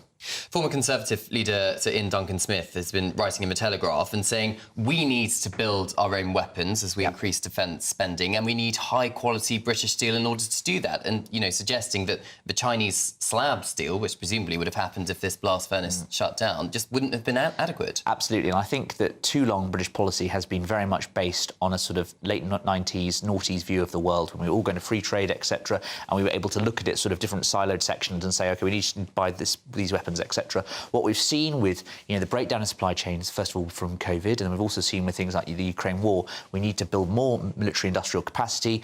Frankly, there weren't enough weapons being created in terms of the both sides of the war in Russia and Ukraine over the past 3 years or so. And so we need to look at the whole fundamentals of kind of how we make industrial policy, how we have defences being constructed, etc., because we're living in a much more uncertain and unstable world than we've had for much of the post-Cold War era. The post-Cold War peace dividend is over, and now we're paying the belated post-Cold War price for all those costs for taking too long, these things for complacent granted. It does seem amazing we're all agreeing that the world has suddenly changed. And it really has, hasn't it? We were codependent and proud to be so with Europe and America and whatever just a few years ago. Now, isolationism is almost on the cards. Well, I also think it's about national self-interest coming back to the fore again. And I think that, as you see, when you see sort of governments like Trump being elected in America and he's championing America first, clearly that means that you then put strain on multilateral institutions, relationships all around the world. And I think people are now realising, hang on a sec, we had this policy where we were playing by these rules of free trade, as people like Ian Duncan Smith have been saying, and yet the Chinese have a very different approach to steel manufacturing in terms of putting their own goods up front. And if one country is championing their own goods, is it any more a free market? Is it any more a sort of rules-based order? What is the cost of this legislation going to be to us, the British taxpayer? Is it going to cost billions? Well, I think it's going to be sort of in the hundreds of millions right now. This is the thing we're just sort of working out, etc. And I think it was quite striking, actually, in terms of the detail of this legislation. I was listening to the debate yesterday. Relatively few backbenchers were raising the issues about the specifics in terms of the powers being afforded to the Secretary of State, relative to the cost. And I think very much, it was much more a sense of, as Jeremy Wright said when he stood up, the former Solicitor General, he said, you know, there's much sense of something must be done and we must act. The full costs are yet to be fully worked out. But I think that I'm correct in saying that Jingyi lost about 650 million between 2020 and 2023. And the dispute between the Chinese company and the British government was the difference between 500 million, which is what the government was offering, and 2 billion, which is what Jingyi wanted. So it's likely to be, as you say, Cameron, potentially hundreds of millions and maybe a billion or so. It's interesting because the rhetoric changed very much. I mean, Rachel Reeves, up until now, has been saying there is no money, there is no money.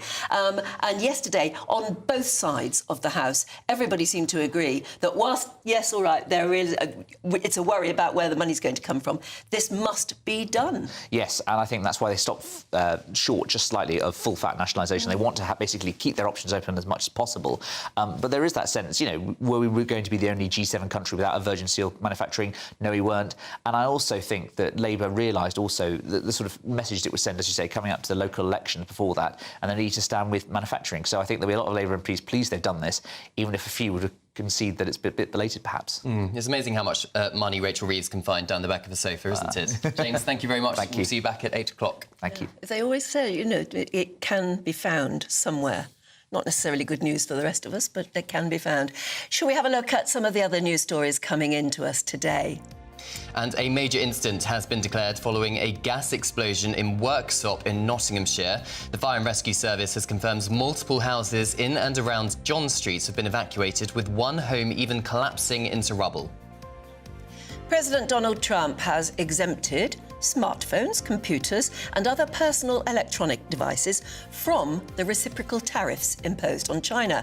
That sort of U-turn, if you like, came after concerns from US tech companies that the price of gadgets was absolutely going to skyrocket because many of them are made where? China.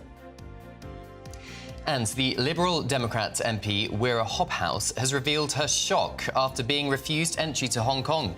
She flew to the Chinese region with her husband on Thursday to visit her grandchild, but was detained at the airport and deported on the first flight home. The MP for Bath, who is also a member of the Inter-Parliamentary Alliance on China, has said she has no knowledge of why she was refused entry.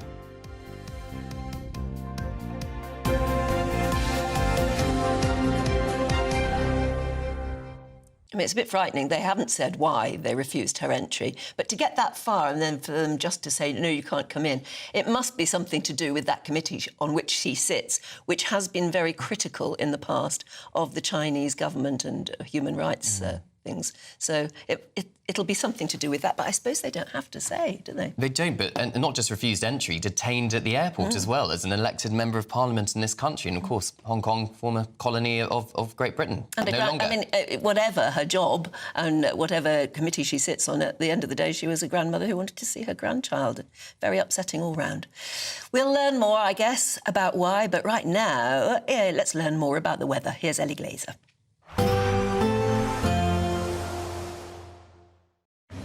Even though we'll see a cloudy start, it'll be a bright outlook for the rest of the day. Boxed Solar, sponsors of weather on GB News. Good morning. Welcome to your latest GB News weather from the Met Office. Quite a bright start out there for many of us this morning, but the changeable conditions are very much on the way for all of us as we head through this week.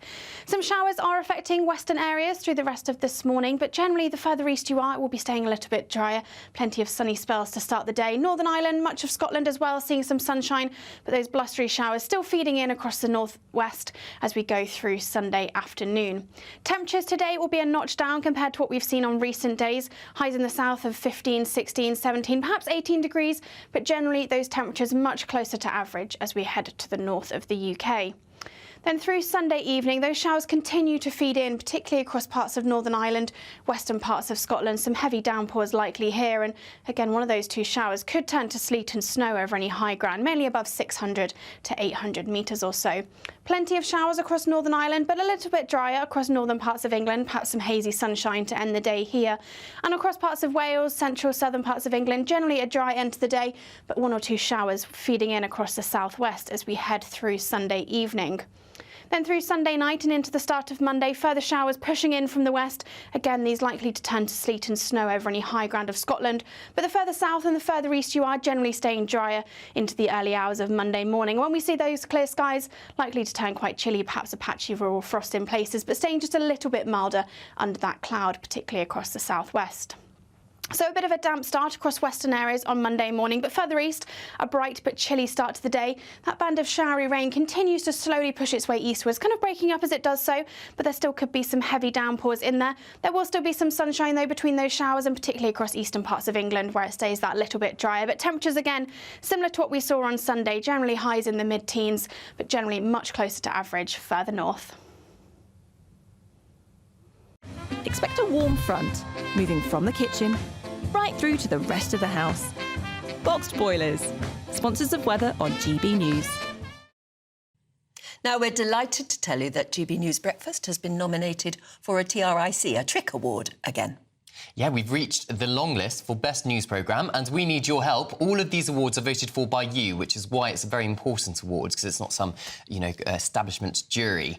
Voted for by you, so please scan the QR code on screen right now or go to poll-trick.org.uk to vote for us. Yeah, and we're also delighted to announce that our very own Charlie Peters has also been nominated in the Best News Presenter category. Wouldn't it be smashing if he won? He certainly deserves it. He certainly does. Please go and vote then. Please vote. Time for our Great British Giveaway now. It's our biggest prize to date and your chance to enjoy as many getaways as you like because you'll be in your own four-berth motorhome. It's worth over 67 grand. And that's not all, because we're going to give you £5,000 in cash and want the chance to become our biggest winner to date. Here's how. We want you to win our biggest prize package to date, with thanks to Marquis.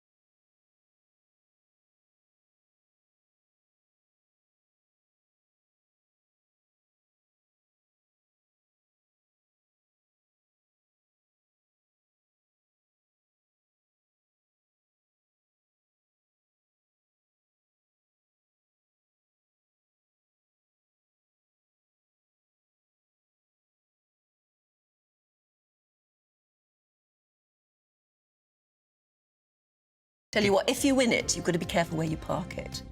Because we are asking in a few moments' time, should cars be banned from beauty spots? It's not just cars. There is an absolute plague of big motorhomes, and people park them next to each other and all in a line anywhere near a beauty spot. I'm thinking particularly of the Lake District, it's a problem.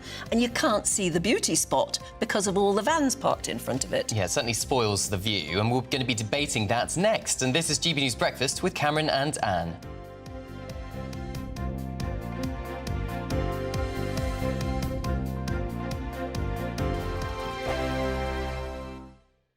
Exciting news. Every Friday, my Patrick Christie's Tonight Show is going to have a twist to it. We're welcoming some special guests. You.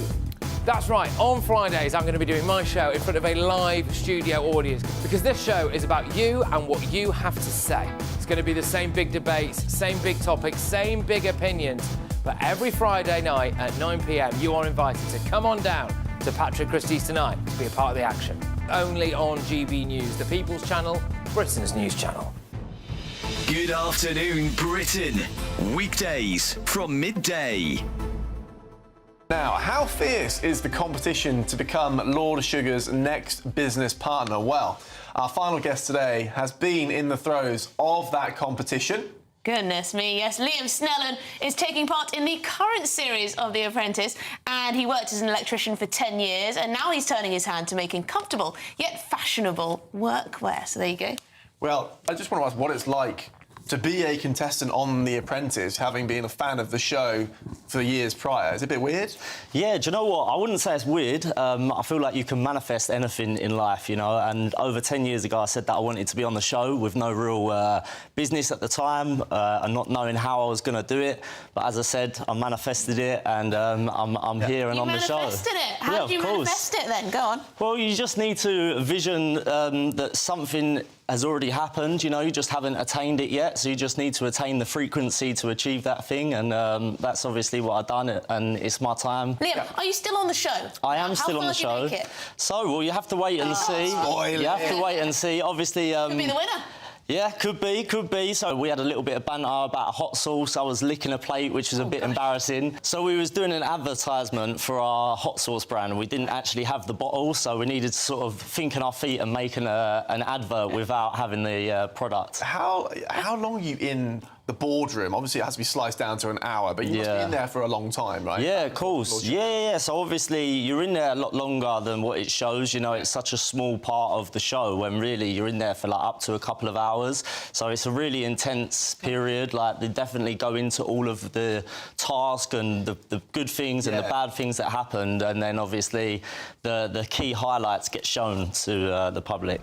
The People's Channel.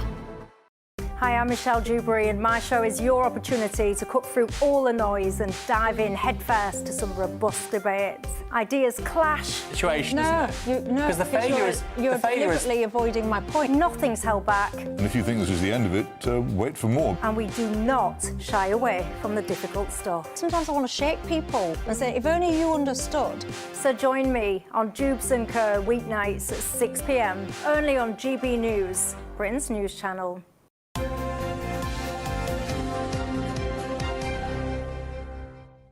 Welcome back. You're watching and listening to Breakfast this morning with Cameron and me, Anne. A very good morning to you. And if you're planning to visit one of Britain's many beauty spots next bank holiday or Easter weekend, beware of your car. Yeah, a rising number of tourist attractions are banning coaches and some cars to help ease overcrowding.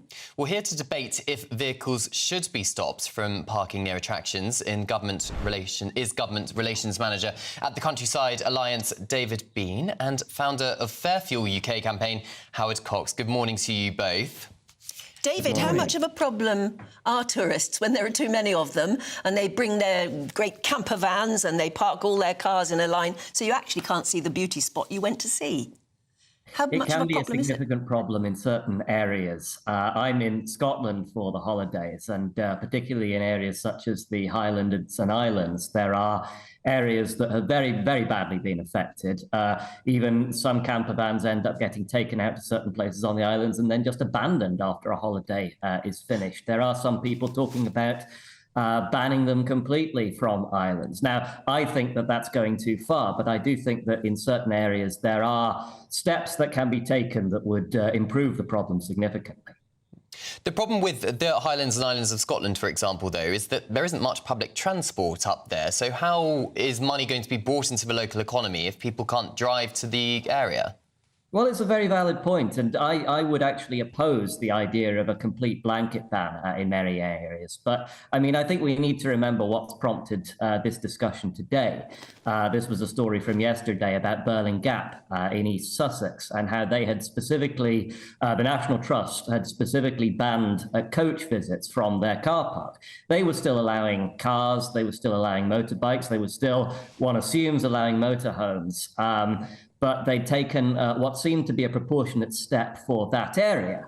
And I suppose what my argument is that there will also be similarly proportionate steps that can be taken with respect to other areas, and those may vary depending upon the local circumstances. Howard, what do you think? I mean, the prospect of banning cars from beauty spots might make your pictures nicer because there wouldn't be cars in it. But how would you get there? I mean, and is it fair to even contemplate it? Good morning. Yes. Honestly, this is horses for courses, and to be fair, you know, I actually do believe that we need better signage, better planning, and Cameron hit the nail on the head. You can't get to these beauty spots unless you have some sort of transport to get there, and you know, public transport is woeful across the country in these areas. Obviously, yesterday in the Burling Gap one, you can't legislate for idiots. who will, you know, stand on the edge of cliffs and do stupid things like that. Even if you ban cars and ban motorhomes, there's still going to be idiots going to go on there and be stupid. I know that area quite well. I live just not far from it, about 20 miles, and I sometimes walk my dog down there. But I don't walk down by the edge to a 300-foot drop. You know, I won't do that. And the edges and the cliffs are crumbling. But it needs better signage, better information. But if you take people away from it, you take income away from the community. So who should pay for that, Howard? Should it be the National Trust? Should it be local government or central government? Well, it depends on. It's a classic case of putting a profit and loss together. How much would it generate, the income, etc., and how much it would cost?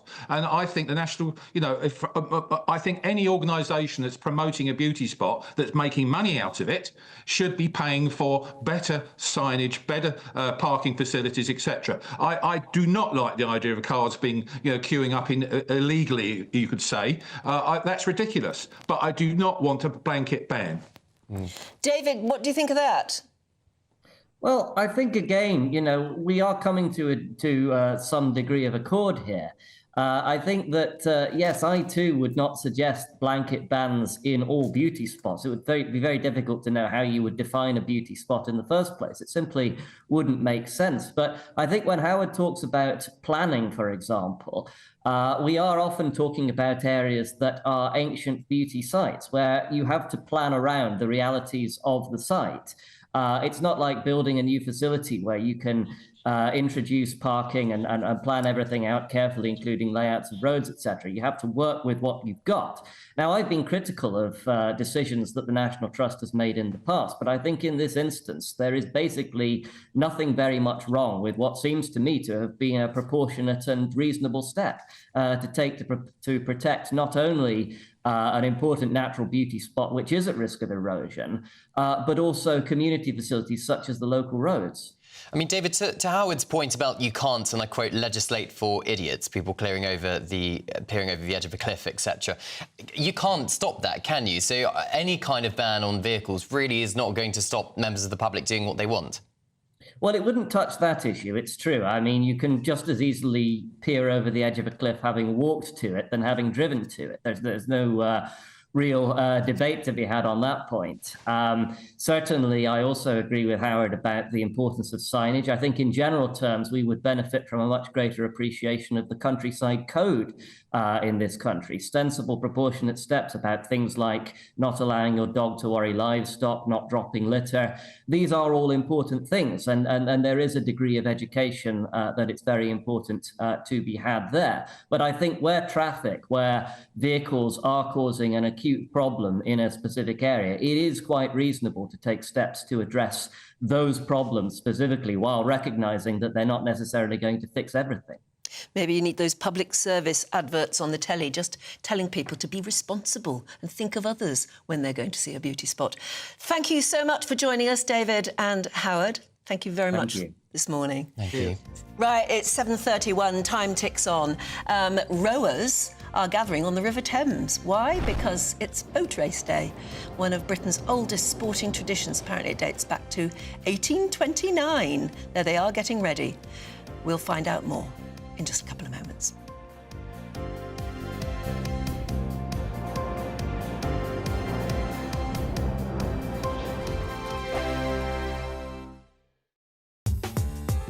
I'm Christopher Hope. From pop stars to politicians, I'll interview anybody in a pub who's got a political opinion. Join me every Friday on Spotify, Apple Podcasts, YouTube or gbnews.com, or wherever you get your podcasts.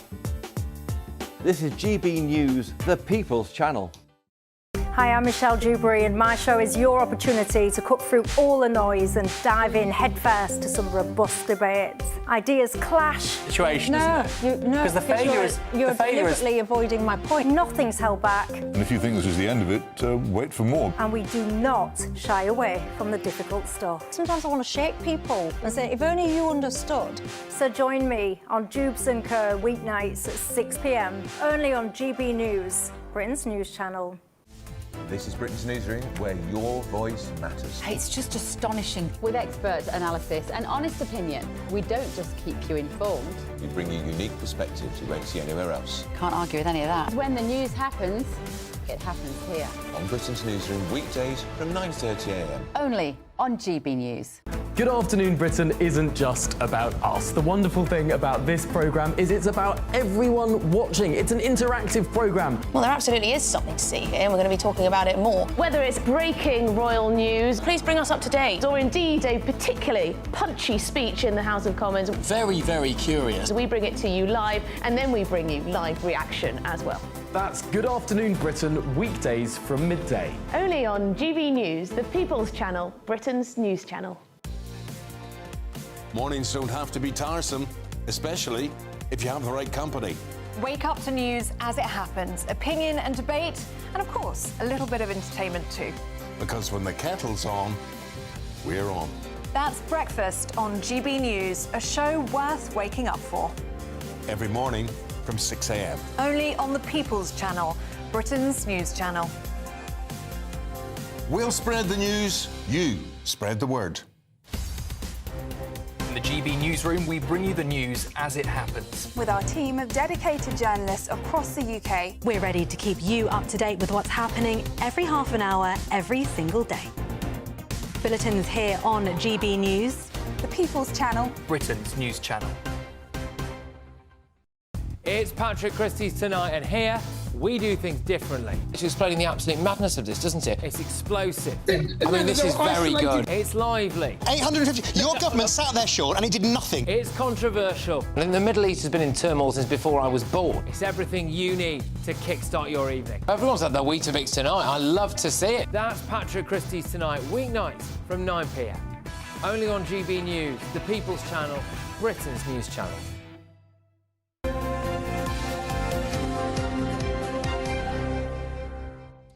Welcome back. The time is 7:35 and you're watching and listening to Breakfast with Cameron and Anne. Yeah, and it's sport time. Here's Aidan. Hello. Good morning to you both. Eddie Howe.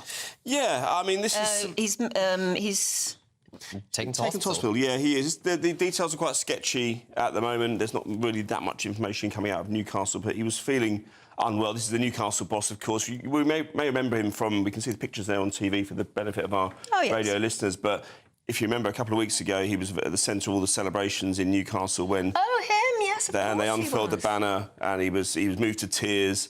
And we've got the pictures there, actually, just on that day in Newcastle. Was he suddenly taken ill or something? Yeah, suddenly taken ill. He is... I mean, there was a statement released yesterday saying that, owing to this development, he will miss the Premier League fixture at Manchester United today, which is a 4:30 kick-off, and Jason Tindall, his number 2, will take charge. But, yeah, he's not been feeling well for a few days. But having been taken to hospital, he is responsive and he's able to talk to his family and relatives. We expect an update either later today or tomorrow, but thoughts with everybody. And the only details we have is he's unwell. Yes. We don't know what kind of medical problem he's got. No, we wouldn't want to speculate, of course. But, I mean, as I say, we're hoping... Football clubs are a little bit slow sometimes to get this information out because it sounds like it's been ongoing for a few days. Let's hope the team do well, because that might exactly. lift his spirits. They don't performed too well at Old Trafford over the years. I think it's only 2 or 3 wins there in the last 50-odd years, I think. So they were having to go some to try and turn things around. But, yeah, they'll be playing with their manager in mind, I'm sure, absolutely. OK, so what matches were on yesterday and how did they do? And what's on today? Look, Crystal Palace roared into a 2-0 lead at Manchester City and looked as if they were going to turn them over. And then Kevin De Bruyne, the guy who's been shown the door, outstanding player for Man City over the last 10 years, a cornerstone of Pep Guardiola's success, but edged out of the door by the manager himself. He's decided he's not part of my plans going forward. He responded yesterday by spearheading this wonderful comeback against Crystal Palace. He looked for all the world as if he could play another 10 years, quite frankly. So maybe that's just him showing a bit of defiance to his coach to say, I'm not done yet, drop me if you dare. Maybe it's time to reconsider what you've done. Arsenal was interesting because they rested players, Cameron, because they had that wonderful win over Real Madrid earlier in the week in the Champions League, 3-0, Declan Rice, those magnificent 2 free kicks. They rested a few players, not Declan Rice, but it meant that they drew 1-1 against Brentford. Now, the issue here, Anne, is that people pay their money to see top players against these sides. They drop points, but you've got to look at the bigger picture. they're not going to win the league this year. They're too far adrift. Liverpool can can play West Ham today and go 13 points clear, and we know that they're going to win the Premier League, no problem.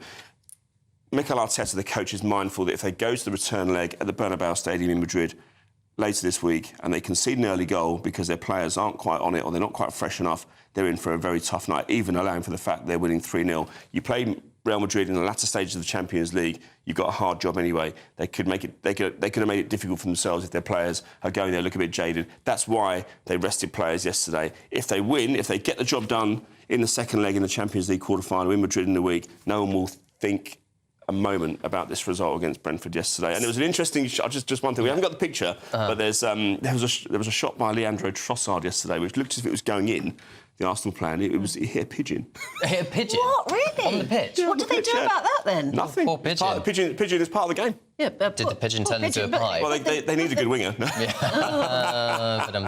And they wouldn't argue that ball would have gone in the goal. No, well, it's the most comparable thing happened in 2009. Darren Bent, who played for Sunderland, scored a winning goal against Liverpool for Sunderland at the Stadium of Light when the ball hit beach ball. Which was on the pitch. So the fans had thrown a beach ball onto the pitch, and you could see clearly that the ball had changed direction as a result of hitting the beach ball. It was less conclusive yesterday, and the pigeon was fine, we think. Anyway, we don't know where it is right now, but it looked as if it changed direction. Yes. And it was quite amusing. It's a shame we don't have the picture, but I thought it was definitely worth mentioning. Southampton, already relegated, got beaten by Tottenham last week to seal their fate. They lost at home to Aston Villa. Aston Villa missed 2 penalties in that game. Nottingham Forest, a bit of a blow for them, going for the Champions League, losing late on against Everton to an 88th-minute goal. Leicester showed a bit of pride. Look as if they're going to go down as well. Got a 2-2 draw down at Brighton. And as I say, Liverpool can go 13 points clear with a win against West Ham, who have won just once at Anfield since 1964. That's absolutely mind-blowing. Gosh. So they're not fancied to go there and win today, so I think Liverpool will probably extend their lead then. Championship, we got a complaint yesterday from last week from a viewer saying we don't cover the Championship enough, and he's absolutely right, because it's far more interesting what's happening at the top of the Championship than what's happening at the top of the Premier League, or indeed at the bottom, where most of the issues are largely settled. But this is what I love about the Championship. Sheffield United going for automatic promotion, go to Plymouth, who are rock bottom of the table and looking as if they're heading at a return to League One. And Sheffield United were beaten 2-1 by Plymouth. That opened the door for Leeds to beat Preston 2-1 and go to the top of the league. Burnley, of course, won on Friday against Norwich, and will win for a quite exciting end to the season in the Championship, where it's a lot more interesting than the Premier League right now. Gosh, it sounds it. Thank you, Aidan. And just to mention the F1, we're underway this morning in Bahrain. Lewis Hamilton starts on 9th. It's starting to look, unfortunately, as if it's going to be a bit of a false dawn in that Ferrari. And let's hope it doesn't happen like that. But maybe he can pull one out of the bag today. Maybe you can. Right, thanks very much. Charlie Rowley and Lynn May are in the wings. They're going to be taking us through the papers in just a moment. First, though, if you're in search of a bit of holiday sun, here is the forecast for some of the top European destinations. Can't wait to get in that sea. Lovely and warm. Just like the feeling of having great travel insurance. All Clear Travel Insurance sponsors GB News Travel Destinations Forecast. Hello there, it's an east-west split across the Mediterranean as we go through the next couple of days. Fairly settled for much of Turkey and Greece. Temperatures here climbing into the low 20s in places, but for much of Italy and southern France, actually some very unsettled weather developing. Could see some flash flooding in places. Also fairly unsettled for Spain and Portugal, although down towards the Canaries we should see some decent sunshine. For Tenerife, Wednesday, Thursday, we could see highs reaching 23 degrees. All Clear Travel Insurance sponsors GB News Travel Destinations Forecast. If you want your news to be straight talking... This is a nightmare for the Conservatives again. Down to earth. It's not just Nottingham where this is happening, is it? And most importantly, honest. Hard-working, middle-class taxpayers, they'll get their book thrown at them. Then catch me, Martin Daubney, Monday to Friday, 3 till 6 p.m. on GB News, Britain's news channel. Good afternoon, Britain. Weekdays from midday.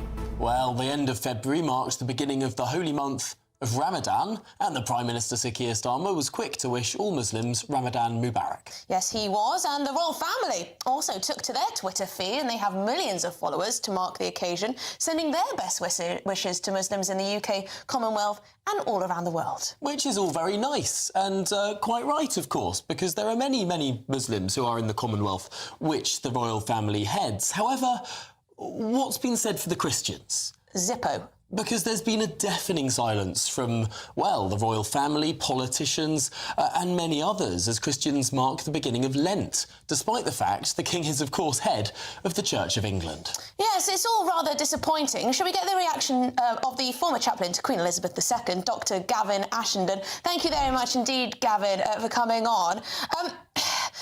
Are Christians being forgotten in this country? I am taken aback by the fact that the royal family would take to their Twitter feed, which is watched by millions of people, to celebrate the holiday of Ramadan, but no mention of Lent, no mention of Shrove Tuesday, no mention of Ash Wednesday, nothing. Yes, it's all very odd and it's not easy to understand because, as you quite rightly said, it's the right and courteous thing to do to wish Muslims well on what is for them a very important feast day. Why would we not want to be courteous and generous and supportive to people quite rightly pursuing their own religious devotions? But it's as well as two-tier policing, we appear to be having two-tier religion in this country because, as you say, there's complete silence for the Christians who still make up nearly 50% of the country. GB News, the People's Channel. Headliners on GB News 11 p.m. every night. It's got 3 top comedians going through the next day's newspapers so you don't have to read them, which is great. That's a good point. He's lying. I mean, maybe he's not lying. That's Headliners every night from 11 p.m. and 5 a.m. as well on GB News, Britain's news channel. This is Britain's Newsroom, where your voice matters. It's just astonishing. With expert analysis and honest opinion, we don't just keep you informed. We bring you unique perspectives you won't see anywhere else. Can't argue with any of that. When the news happens, it happens here. On Britain's Newsroom, weekdays from 9:30 a.m. Only on GB News.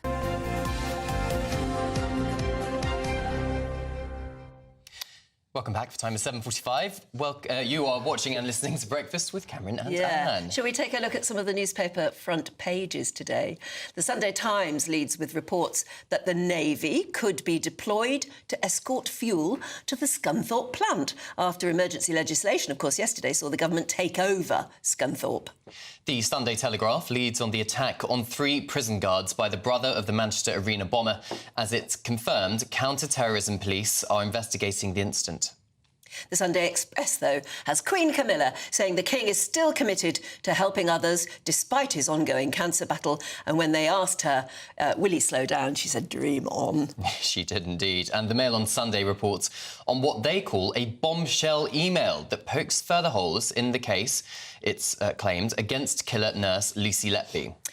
Sunday People says Davina McCall has been given the all-clear from her brain cancer, which is good news. It certainly is.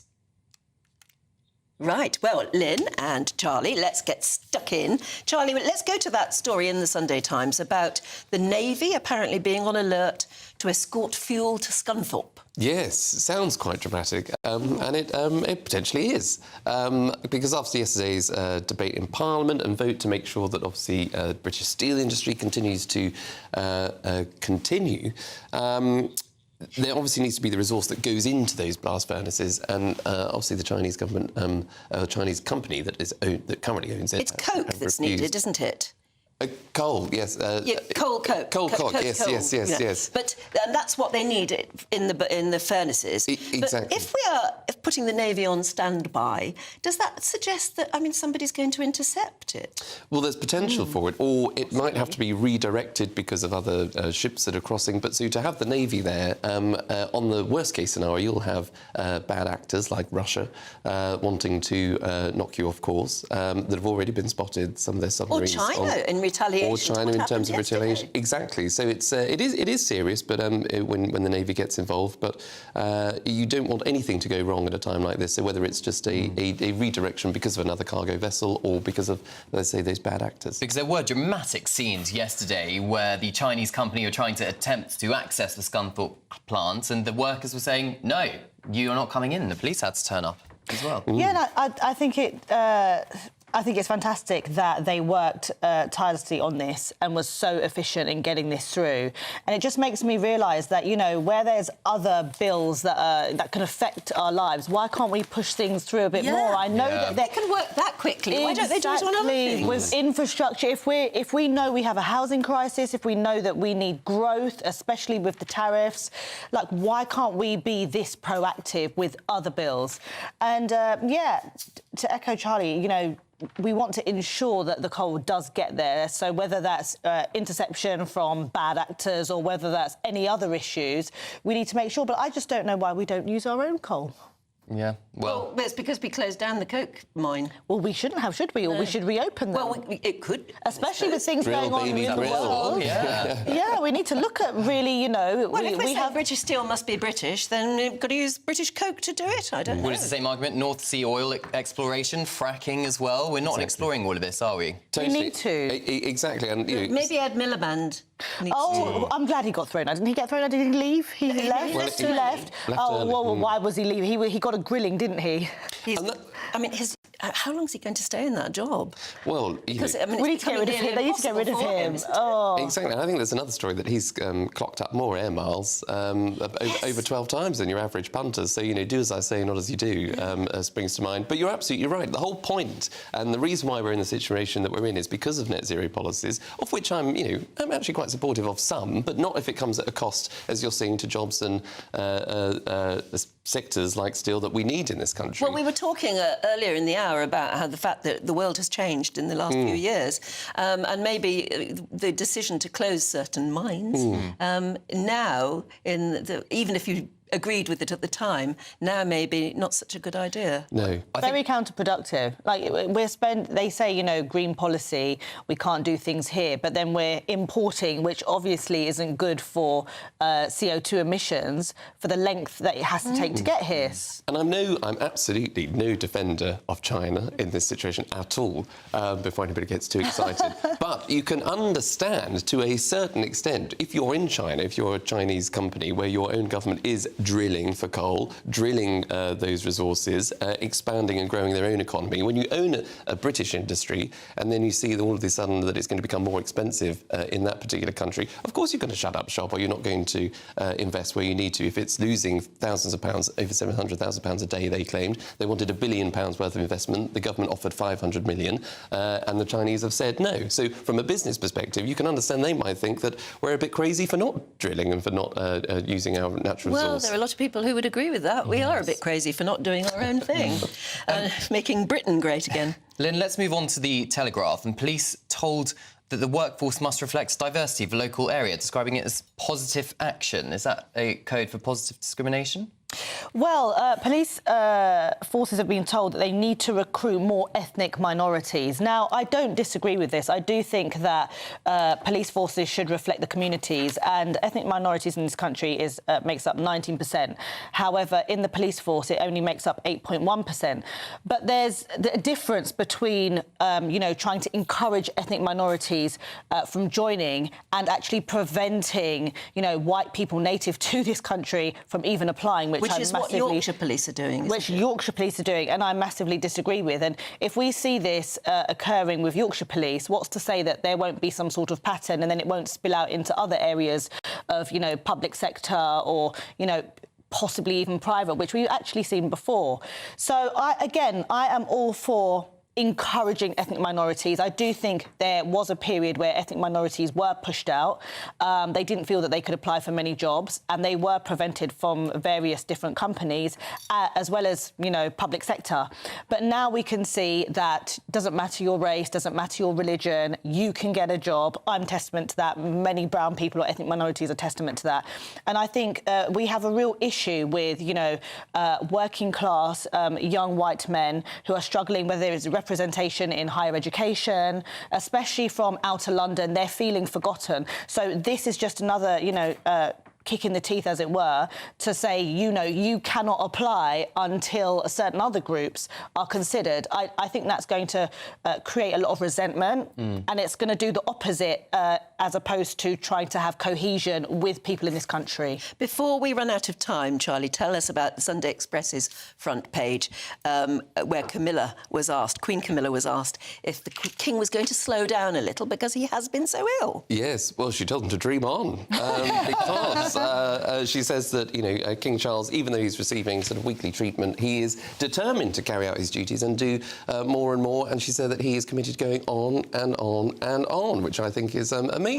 Someone of his age and stature, and someone that's obviously suffered that particular diagnosis and treatment, to still want to get out there and keep going, keep meeting people, keep supporting people, keep encouraging new initiatives, I think is fantastic. So a huge credit to them. Behind him. He has, and his schedule on tour was relentless. I was tired covering it, let alone doing the tour, and he, I think we forget sometimes that he's 76 as well. He's not a young man, even if he didn't have cancer. So I think it's quite, it's amazing to see him still keeping calm and carrying on. But he seems to really enjoy it. He likes being king, doesn't he? He does. And he's got the woman he loves beside him, and I think that must be so helpful. Spurring him on, pushing him on. Yes. And you can see the characters, playing, the carrot the other week, on the recorder, fun things like that you couldn't even imagine. He is just clearly someone that is enjoying life and enjoying it to the full. It's and funny, wanting when he was Prince Charles, I don't know whether we would have thought that he would come into the role of king so well. But he's maybe even surprised himself. I think so. Even when I used to work alongside the Prince's Trust, he was amazing. He really got stuck in. He really enjoyed meeting people where they're at from all different walks of life, and he didn't treat anyone any differently. So I think I could have seen him do this role perfectly. OK, well, it's a nice positive note to end the paper review, but you will come back, won't you? You will. Good. Time for the weather. Here's Ellie.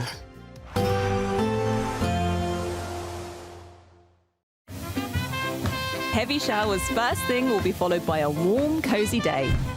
Boxed Boilers, sponsors of weather on GB News. Good morning. Welcome to your latest GB News weather from the Met Office. Quite a bright start out there for many of us this morning, but the changeable conditions are very much on the way for all of us as we head through this week. Some showers are affecting western areas through the rest of this morning, but generally the further east you are, it will be staying a little bit drier. Plenty of sunny spells to start the day. Northern Ireland, much of Scotland as well, seeing some sunshine, but those blustery showers still feeding in across the northwest as we go through Sunday afternoon. Temperatures today will be a notch down compared to what we've seen on recent days. Highs in the south of 15, 16, 17, perhaps 18 degrees, but generally those temperatures much closer to average as we head to the north of the UK. Then through Sunday evening, those showers continue to feed in, particularly across parts of Northern Ireland, western parts of Scotland. Some heavy downpours likely here, and again, one of those two showers could turn to sleet and snow over any high ground, mainly above 600 to 800 metres or so. Plenty of showers across Northern Ireland, but a little bit drier across northern parts of England, perhaps some hazy sunshine to end the day here. And across parts of Wales, central, southern parts of England, generally a dry end to the day, but one or two showers feeding in across the southwest as we head through Sunday evening. Then through Sunday night and into the start of Monday, further showers pushing in from the west. Again, these likely to turn to sleet and snow over any high ground of Scotland. But the further south and the further east you are, generally staying drier into the early hours of Monday morning. When we see those clear skies, likely to turn quite chilly, perhaps a patchy rural frost in places, but staying just a little bit milder under that cloud, particularly across the southwest. So a bit of a damp start across western areas on Monday morning, but further east, a bright but chilly start to the day. That band of showery rain continues to slowly push its way eastwards, kind of breaking up as it does so, but there still could be some heavy downpours in there. There will still be some sunshine, though, between those showers, and particularly across eastern parts of England, where it stays that little bit drier. But temperatures, again, similar to what we saw on Sunday, generally highs in the mid-teens, but generally much closer to average further north. There will be a light breeze in the morning, leading to a warm front. Boxed Heat Pumps, sponsors of weather on GB News.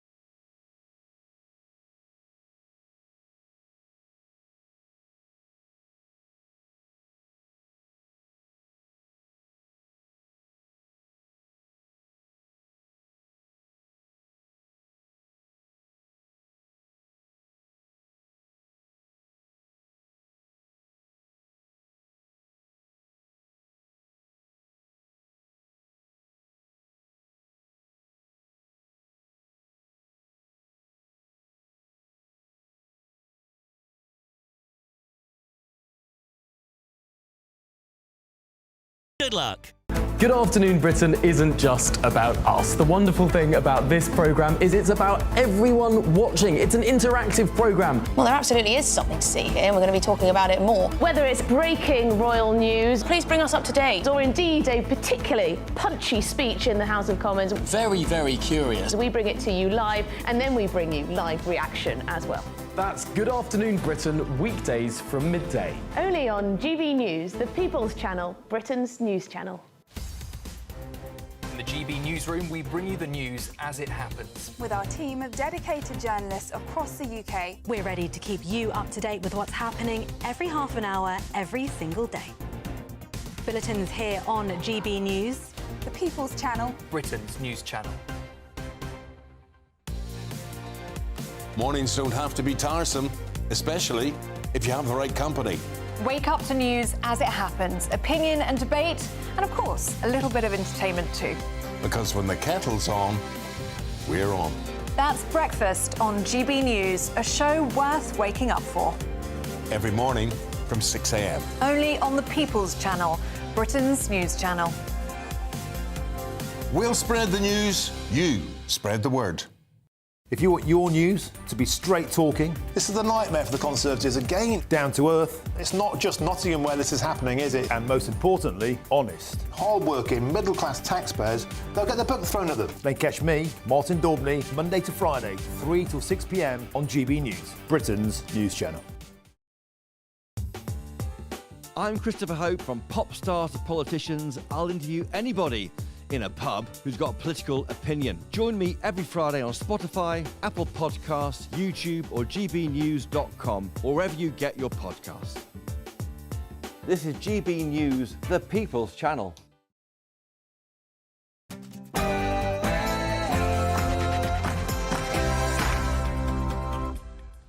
Good morning. Horror in HMP Frankland. 3 prison officers attacked by the brother of the Manchester Arena bomber. Counter-terrorism are now investigating the attack as one of Britain's highest security prisons. Amid outrage, questions are now arising over the safety of Britain's prisons in the face of Islamic extremism.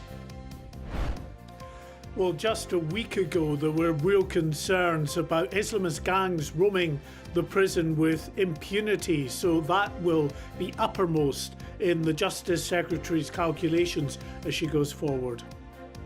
Today's legislation will help ensure that we can retain that steelmaking capability here in the UK, both now and for years to come. British Steel lives to see another day. For now, emergency legislation is passed to keep Scunthorpe's blast furnaces burning, but the Conservatives say the crisis is not over yet. The Oxford and Cambridge rowers are gearing up for today's boat race in the Thames. But could concern for the water quality risk a really bad case of so-called Thames tummy? And if you're a wine connoisseur, look away now, because this morning we're meeting the man responsible for popularising paper wine bottles. Yes, you did hear that correctly. We'll have him later on in the show. We are all set for a thrilling finale on Masters Sunday, with Rory McIlroy seizing the lead at Augusta National yesterday. And in the Premier League, Newcastle manager Eddie Howe is in hospital after being taken ill in recent days. He'll miss his side's clash with Manchester United later today. It will be feeling much cooler for many of us today, with sunny spells and showers on the way for most of us. Join me later for the full forecast with all the details. It's just gone 8 o'clock, yes. I'm Anne Diamond. And I'm Cameron Walker, and this is GB News Breakfast.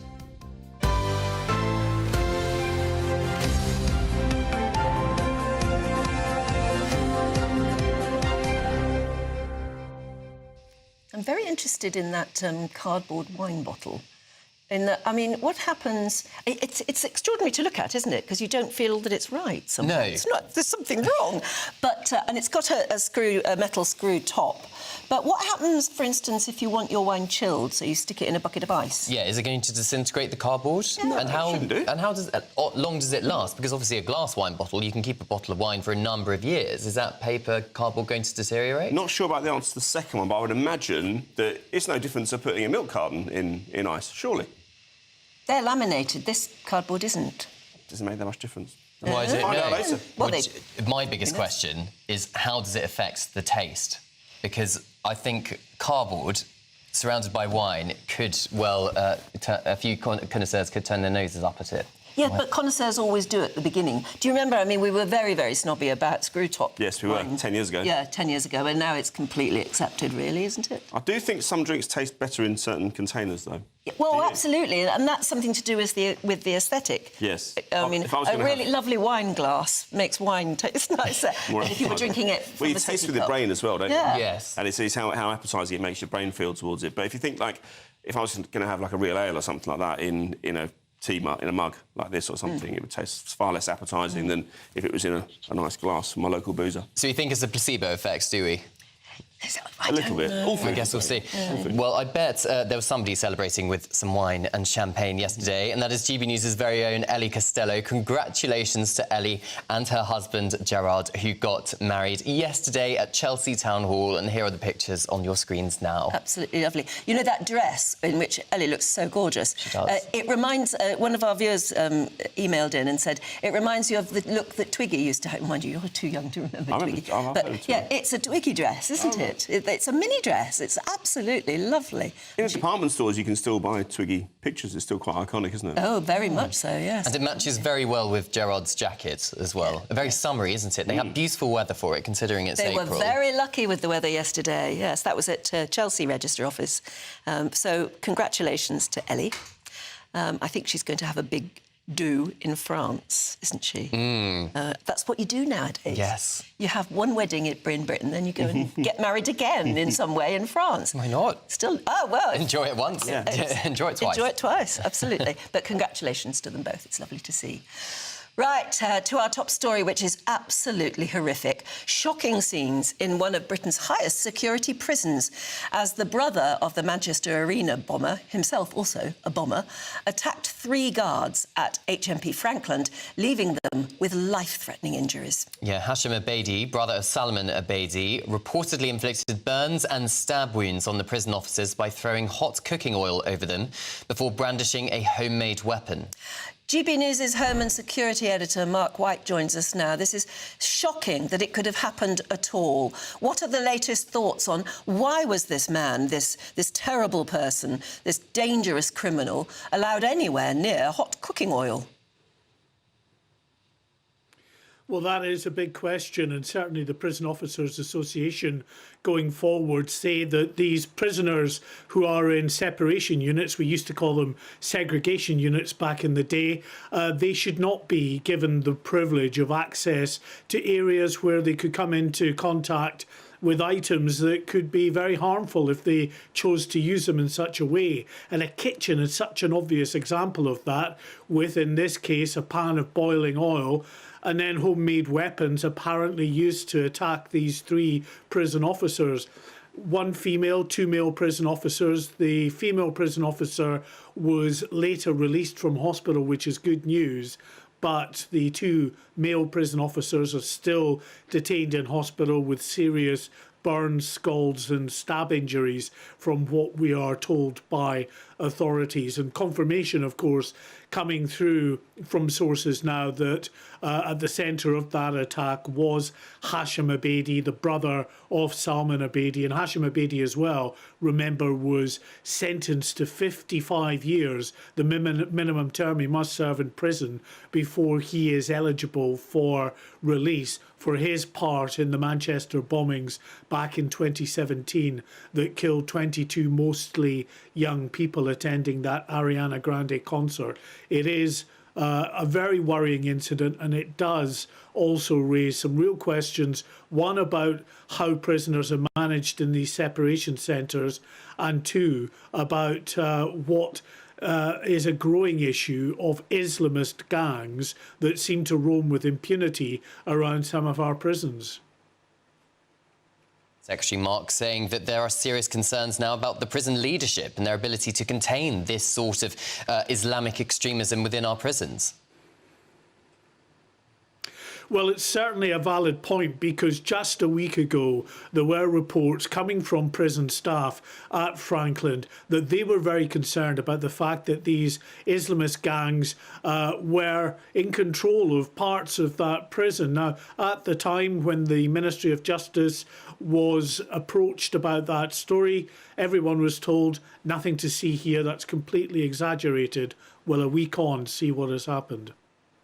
Ask you about the small boat arrivals, because it was at record levels whilst Parliament was debating and on their recall. The more people arrived yesterday than yet. In fact, it was a total record, wasn't it?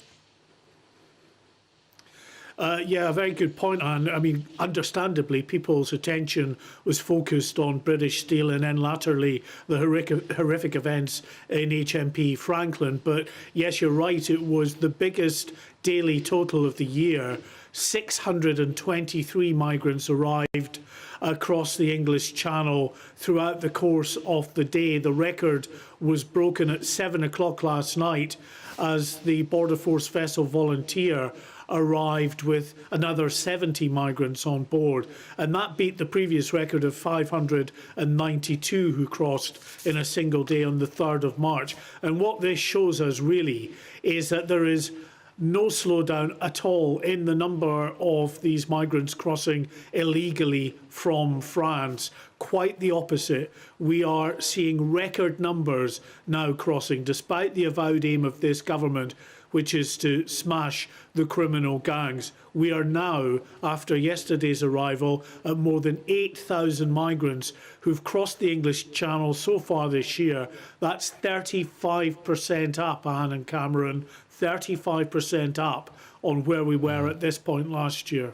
What appears to be frustrating a lot of GB News viewers and listeners, Mark, is the fact that Parliament can pass legislation in, a number of hours to keep British Steel in charge of the steelworks in Scunthorpe, and yet they can't take the same short amount of time to, in the government's words, smash the criminal gangs.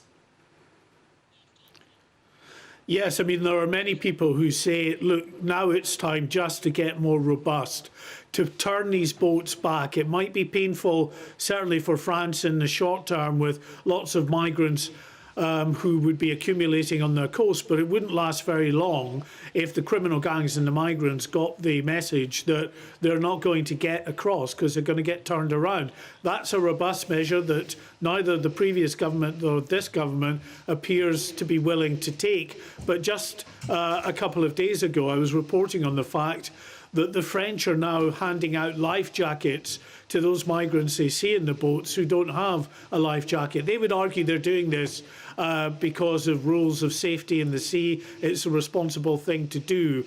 But there are real questions now about whether that crosses over into actually enabling these crossings, with people smugglers able to turn around and tell the migrants who might be worried about making such a dangerous journey, don't worry, the French will give you life jackets and the French will escort you across the English Channel through the busy shipping lanes.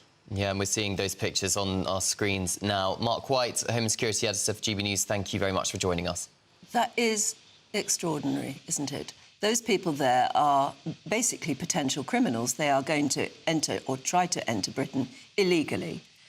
And the French, who we are paying to try and do something about this, are giving them life jackets, which is enabling, isn't it? And from those pictures, a vast majority appear to be young men. So we're not talking mostly women and children here. It's young men coming into the country. That is not effectively dealing with the problem, is it?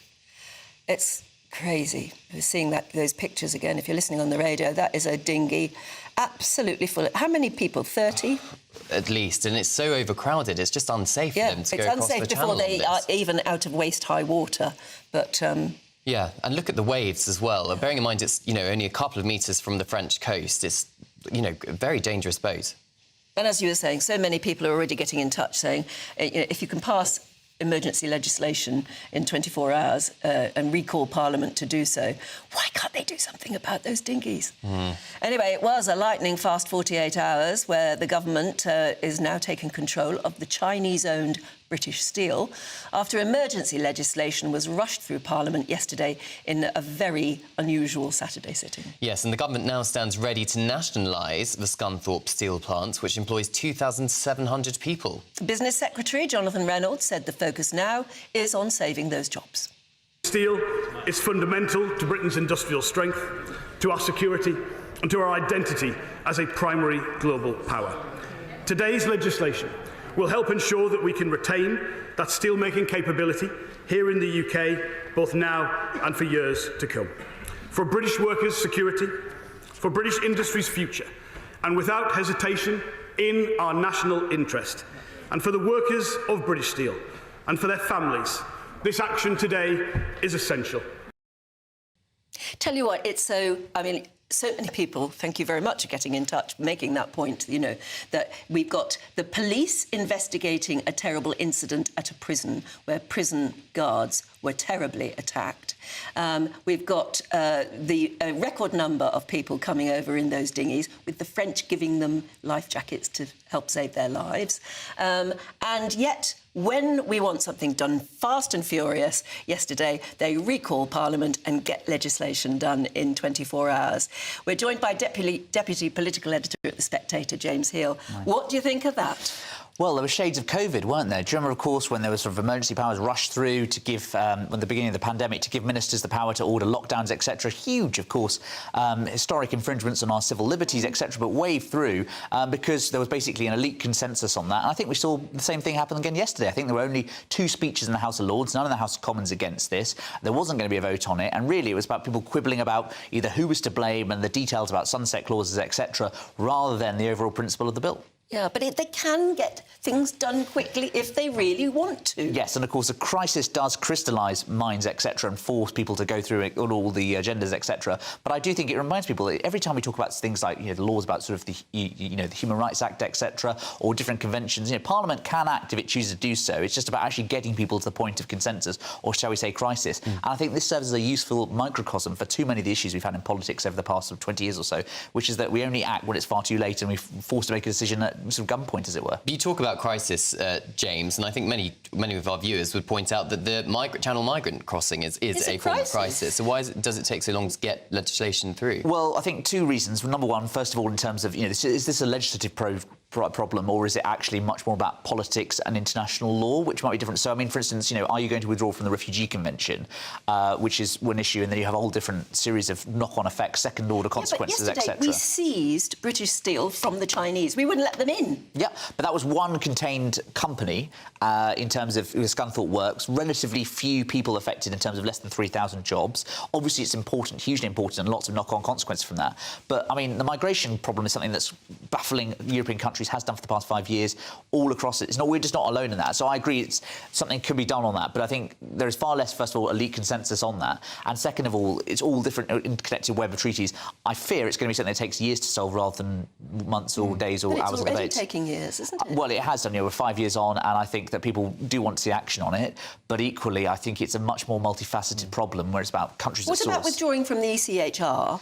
I mean, that is legislative, if you like. Why doesn't Keir Starmer recall Parliament to debate that? Well, for one thing, of course, you've got the Good Friday Agreement in Northern Ireland, so there's all these different complexities, etc., rather than, I say, quite a sort of one concentrated issue, which is the Scunthorpe Steel Works. But I think in terms of the ECHR, his Attorney General literally said, we're never going to withdraw from the ECHR on his watch, and it's been a call in the stone. So in other words, it's because the government doesn't really want to? Well, yeah, I'd agree on that point, yeah. I mean, they certainly don't want to, and I don't think we're going to see that with this Labour government, no. But maybe the Tories will do it differently next time. Yeah, well, they didn't last time. Yeah. Well, yeah. OK, James, it's fascinating. There's so much to talk about at the moment. We could talk to you all day, but thank you so much. Pleasure, thank you. Thank you. My goodness. Keep your thoughts coming in. Let's have a look at some of the other news stories coming into the newsroom. And a major incident has been declared following a gas explosion in Worksop in Nottinghamshire. The Fire and Rescue Service confirms multiple houses in and around John Street have been evacuated, with one home even collapsing into rubble. President Donald Trump has exempted smartphones, computers and other personal electronic items from the reciprocal tariffs imposed on China. The move came after concerns from American tech companies that the price of gadgets would skyrocket because many of them, of course, are made in China. And here's a shocking story. Liberal Democrat MP Wira Hobhouse has revealed her shock after being refused entry to Hong Kong. She flew to the Chinese region with her husband on Thursday to visit her grandchild, but was detained at the airport and deported on the first flight home. The MP for Bath, who is also a member of the Inter-Parliamentary Alliance on China, has said she has no knowledge of why she was refused entry.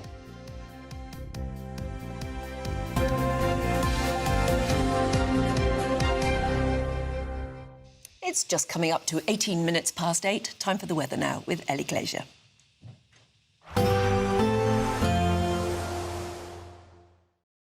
Expect a warm front, moving from the kitchen right through to the rest of the house.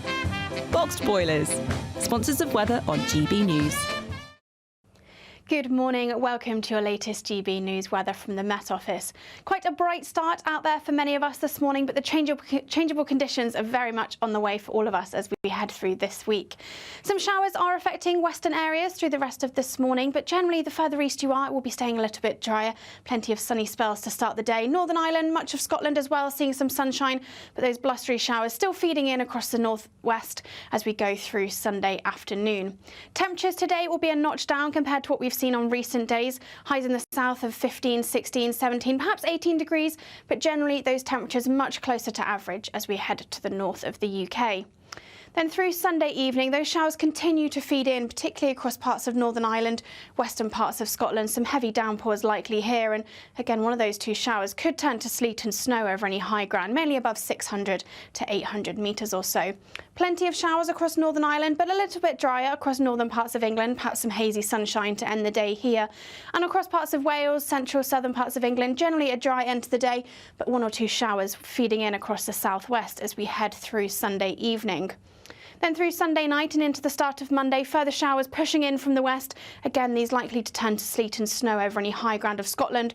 But the further south and the further east you are, generally staying drier into the early hours of Monday morning. When we see those clear skies, likely to turn quite chilly, perhaps a patchy rural frost in places, but staying just a little bit milder under that cloud, particularly across the southwest.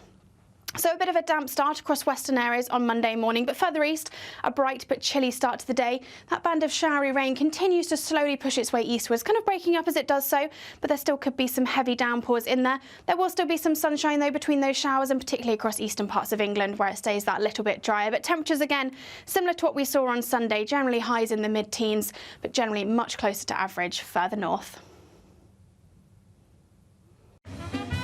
A positive outlook through the night will power through to a bright day ahead.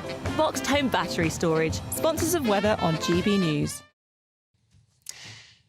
Time for our great British giveaway now. It's our biggest prize to date, and it's your chance to enjoy as many getaways as you like in your very own 4-berth motorhome worth a whopping £67,000. But that's not all, as we'll also give you £5,000 in cash as well. If you want the chance to become our biggest winner to date, this is how you do it.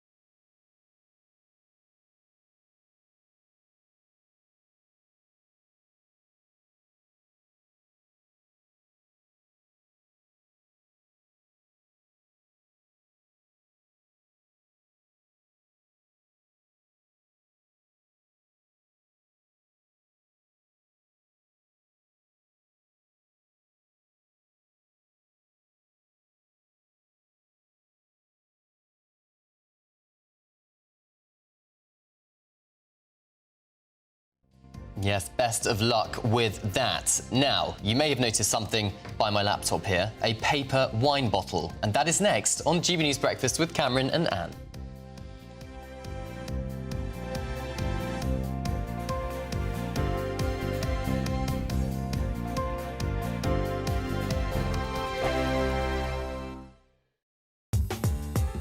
I'm Christopher Hope. From pop stars to politicians, I'll interview anybody in a pub who's got a political opinion. Join me every Friday on Spotify, Apple Podcasts, YouTube or gbnews.com, or wherever you get your podcasts. This is GB News, the People's Channel. Good afternoon, Britain. Weekdays from midday. High street retailers have been unveiling their new collections with the arrival of the warmer weather, with critics warning that British staple M&S faces a stampede due to the popularity of their new ranges. Well, joining us now is fashion and upcycling consultant Tendai Marewa. This spring we're going a little bit less bold prints, but we're focusing more on textures and embroidery and more brighter colours. The reds are in, the blues. And the minis are back in. Oh, gosh, we're all going to have to get our pins out, Adam. Oh, dear. Are we? So M&S, yeah. Marks & Spencer, they seem to be doing very well. Yeah. I think what they've managed to do is to get the young audience as well. We see it on TikTok. They've got a trend with their jackets. Everybody's loving it. So the mums and the daughters can all wear the same collection.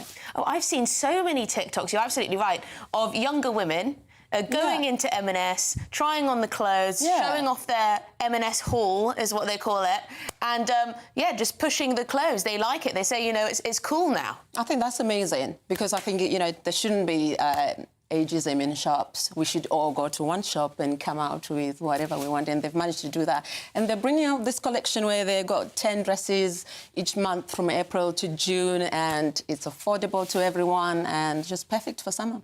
Yeah, and then I suppose quite good quality. Where else on the high street can people go, you know, if they don't want to spend too much money? Reach out to your local charity shop and, you know, support them by just buying whatever they have. Revamp it. Add some buttons, some embroidery, and there you go. What if you're not very good at the old arts and crafts? Like me. That's where the upcycling consultant is. The People's Channel.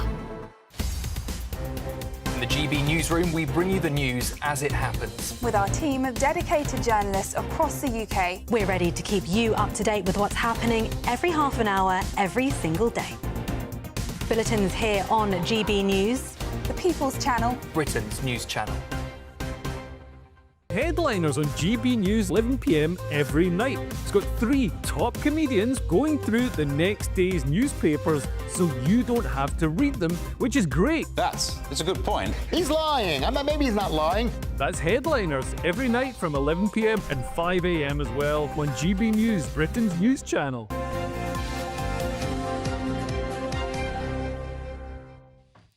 Well, wine. First it was screw caps. That was very controversial, but we've all accepted them, haven't we? And now it's paper or cardboard bottles instead of glass bottles. Wine connoisseurs will get terribly upset about this, but will we all accept it one day? Probably. What's the sense behind it? Here it is. And it is, actually, there is no glass underneath that. It is cardboard. Yes, it is. Extraordinary.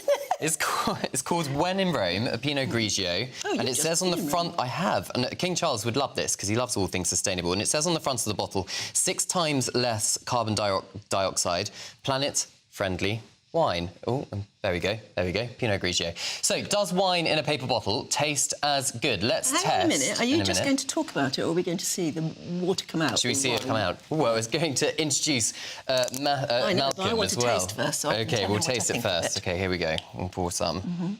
This is Pinot Grigio. Pinot Grigio, nice colour. Very nice colour.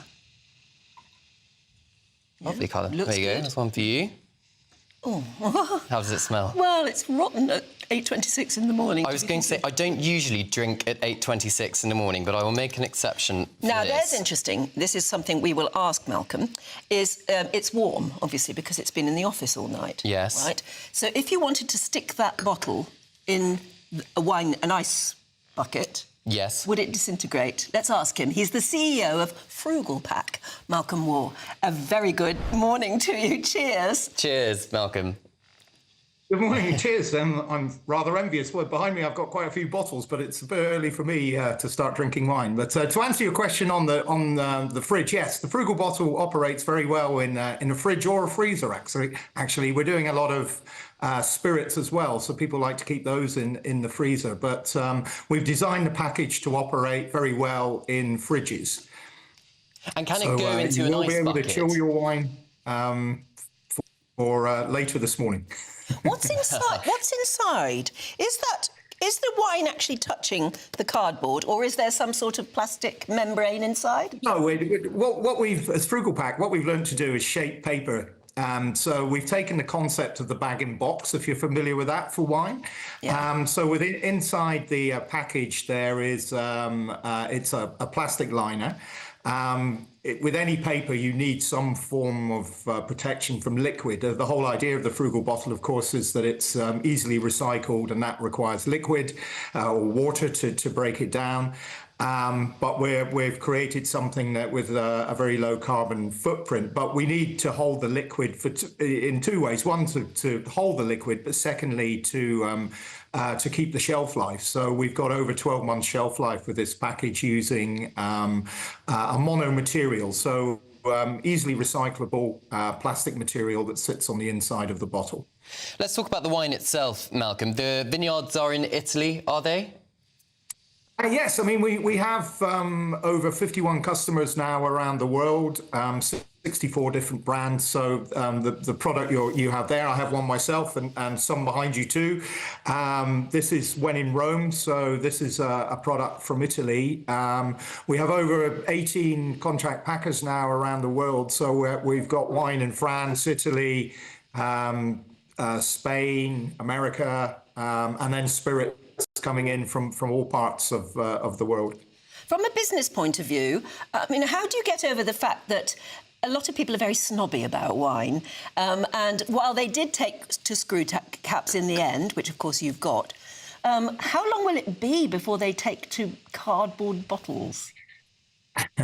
It's a very good question, and yes, I mean, wine is a very traditional product, and we are offering an alternative to the glass bottle. The whole idea, of course, is that this is a lower carbon offering, but and what we found, we had a summation survey when we launched the Frugal Bottle with over 2,000 people, and we asked them very simply, would you buy wine in a paper bottle? And the response back was extremely positive, sort of over 55% of people saying they definitely would, et cetera, et cetera. We only had 5% saying they definitely wouldn't. And that, I think, would be your to your point, your snobbery section, if you like.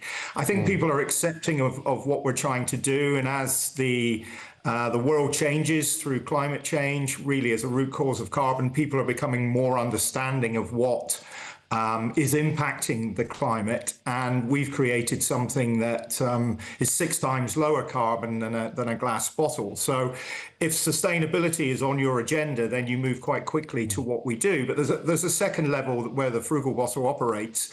The wine industry particularly is in decline at the moment, quite significant decline. And that's a function of younger people not being as attracted to wine as they are maybe to other forms, so craft beers and spirits and so on. So again, what we're offering the industry, and the industry is beginning to respond to, is a format that actually is attractive to maybe a new person coming into wine. I mean, look at me, I'm an old man now. I know my children don't really look at wine in glass bottles as much as they do, but they love the Frugal Bottle and all the designs that we're able to do with it. So it's working on 2 levels. Well, Malcolm, as a 28-year-old, I can assure you I still drink wine, but perhaps I'm the exception. Just very briefly, we've got a viewer called Doug who's got in touch, and he wants to ask you a question. He says, is it cheaper than a glass bottle having a cardboard bottle? Currently not. We're slightly at a premium. I mean, the standard glass bottle, of which there's 23 billion produced every year for the wine industry, we are a little bit ahead. So there is currently a premium. However, we expect to be on parity with with glass bottles by the end of 2026 when it comes to price, and we're driving that through really more and more volume. So we're growing significantly year on year. So that brings in lower pricing from our suppliers, the paper suppliers, and then secondly, the machinery that we use to make the frugal bottles is becoming more and more advanced. So by the end of 2026, we're going to be on parity with a glass bottle. Very quickly, because people will want to know, where can you get it?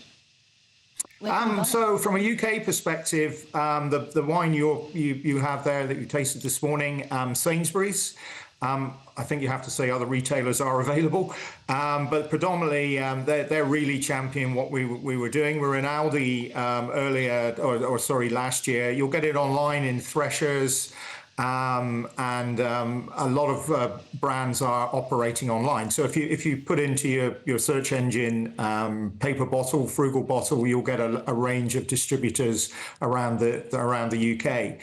We're very active globally. We probably export sort of 97% of what we do. So America for us at the moment is a very large market. We just launched in Target. And also 7-Eleven and Whole Foods are big stockists. Not very helpful from a UK consumer point, but maybe from your US viewers, they can get out later today and indulge in frugal bottles full of wine. Well, it's lovely to hear your story. Thank you so much. Thank you, Malcolm. Thank you. And cheers. Thank you. Cheers. Enjoy the rest of your wine. Thank you, Chief Executive of Frugal Pack, Malcolm. We're going to stick it in the fridge. I think so. It needs to get into the fridge. I hope the US tariffs don't affect him too much, exporting to America. Yeah, especially when you're starting up a new company or something, doing something innovative like that. Indeed. You need all the help you can get, don't you, really? Well, while Anne and I cheers some wine, coming up after the break, we'll be talking about the River Thames boat race against, Oxford v Cambridge. Here are some pictures of the teams getting ready on the River Thames in a nice Putney. day. That's next.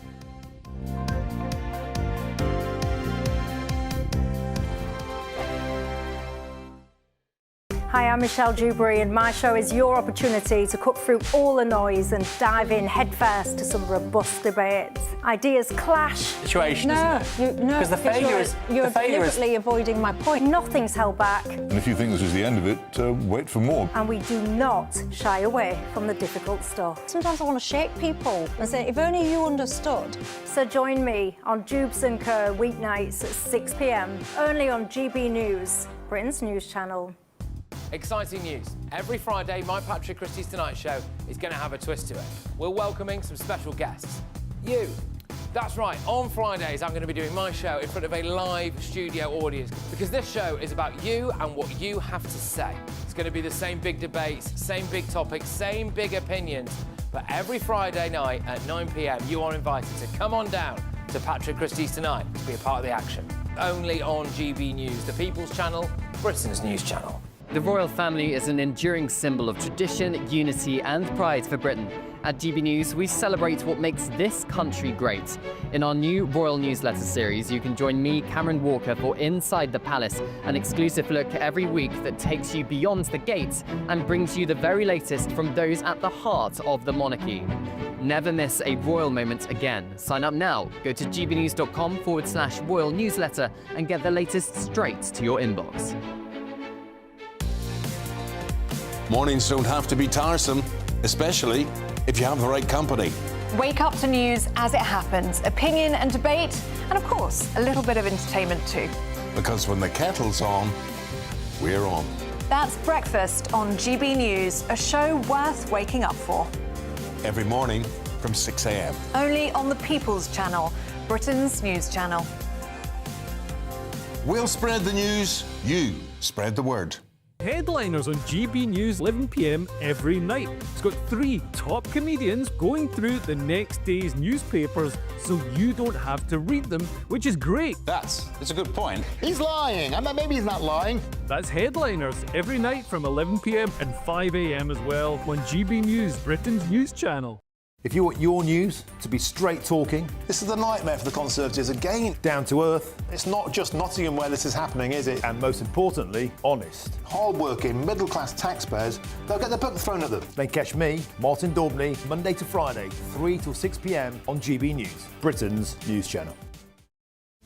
This is Britain's Newsroom, where your voice matters. It's just astonishing. With expert analysis and honest opinion, we don't just keep you informed. We bring you unique perspectives you won't see anywhere else. Can't argue with any of that. When the news happens, it happens here. On Britain's Newsroom, weekdays from 9:30 a.m. Only on GB News.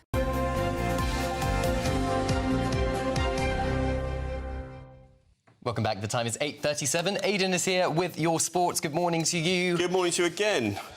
Rory McIlroy. Yes, I mean, look, let's cast our mind back 48 hours. You know, it was a wretched double bogey towards the end of his first day, and it looked for all the world as if he was going to really struggle yet again to make a mark at this event. Let's be clear, he's going for a career Grand Slam today. Let's forget all the stuff about how he hasn't won a major for 11 years. Put that to one side. If he wins today, if he's able to see the job through, it's a career Grand Slam. That means that he's won every major going at least once, and it means that he's cemented, therefore, as one of the greats. I would consider him one of the greats already because he achieved so much of what he did earlier in his career by the age of, I think it was about 24 or something like that was the last time he did his Masters. But anyway, yesterday it was he went round in 6 under. It leaves him 2 ahead of Bryson DeChambeau, who's a very experienced, a very popular competitor. I wouldn't rule him out of it completely either. There's still some good quality on that leaderboard, but it leads us into tonight. And I think the influence of a sports psychologist has been hugely. Bobby Rotel, the guy's name is. He's been hugely influential on Rory, and you can tell in the grab we're about to see now that he might have engaged, as Anne suggested a couple of hours ago, in a bit of psychobabble. Let's see if you can pick up on what I mean. I think I still have to remind myself that there's a long way to go. Just like I said yesterday, 18 holes. Just as much as anyone else know what can happen on the final day here. So, I've got a lot of experience. I came in here talking about being the most complete version of myself as a golfer, and I just have to keep reminding myself of that and remind myself that no matter what situation or scenario I find myself in tomorrow, I'll be able to handle it. So that's Rory McIlroy, all eyes on what he does tonight. What was the phrase you picked up on? I have to be the best version of myself. Look.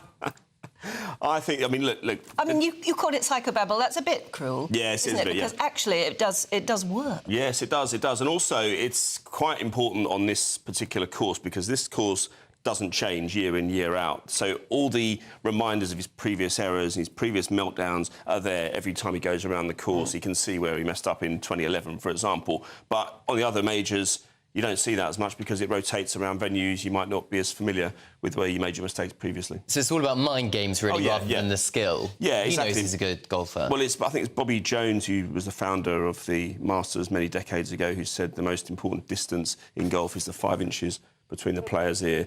And I think that goes for most. It's true of tennis. I mean, yeah, without doubt. Do you remember when tennis players didn't used to talk like that, but they do it all now? They do. And it makes the difference to their performance. I think it's more important in individual sports as well. Yeah. I think you can't blame anybody You else. haven't got a team around you. You certainly have not. Yeah. You certainly have not. So we'll be glued to that this evening, no doubt about it. Certainly will.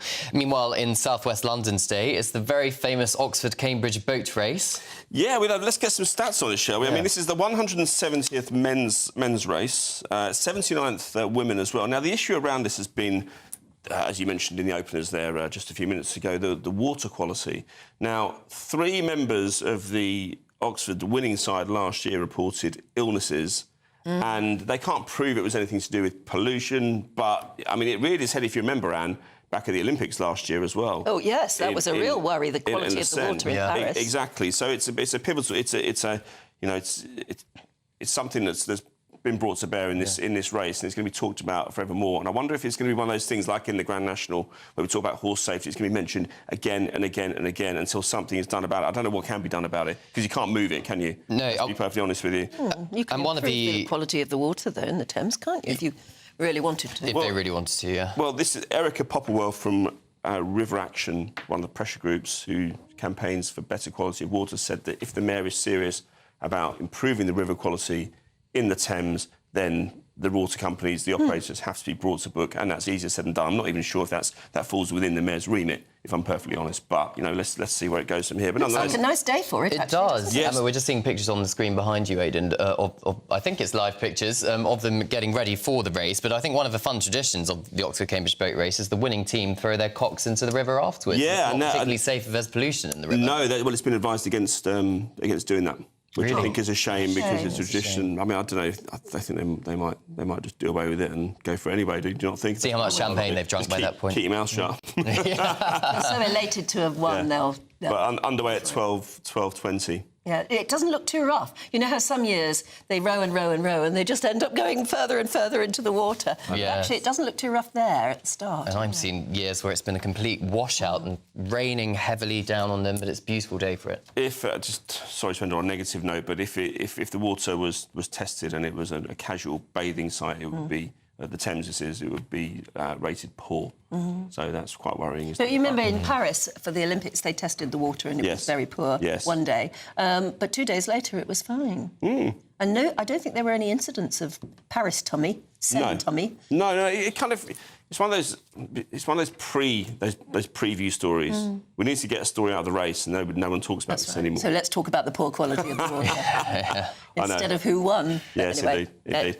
Just to mention on Celtic in Scotland as well. Celtic can win their 13th Premier League title in 14 years if Aberdeen beats Celtic's great rivals Rangers today. Great achievement from Celtic. They can see the job through today, and of course we wish Eddie Howe a speedy recovery as well. The Newcastle manager, who is in hospital, having taken ill a few days ago. They play Manchester United at St James's Park at 4:30 today. Right. OK, Aidan, thanks very much indeed. Good to see you both this weekend. Thank you. Yeah. Good to see you. Have a nice rest of Sunday.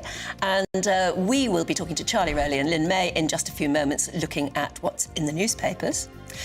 But first, if you are in search of some holiday sun, here is the forecast for some of the top European destinations.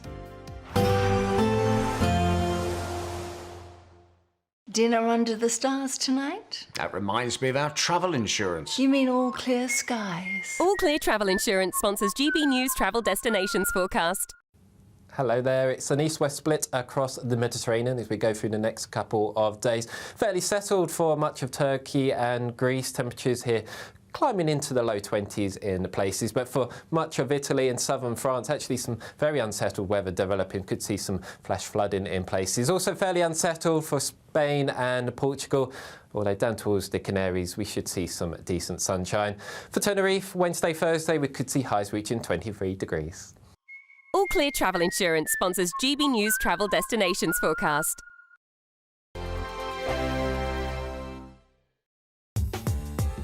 I'm Christopher Hope. From pop stars to politicians, I'll interview anybody in a pub who's got a political opinion. Join me every Friday on Spotify, Apple Podcasts, YouTube or gbnews.com, or wherever you get your podcasts.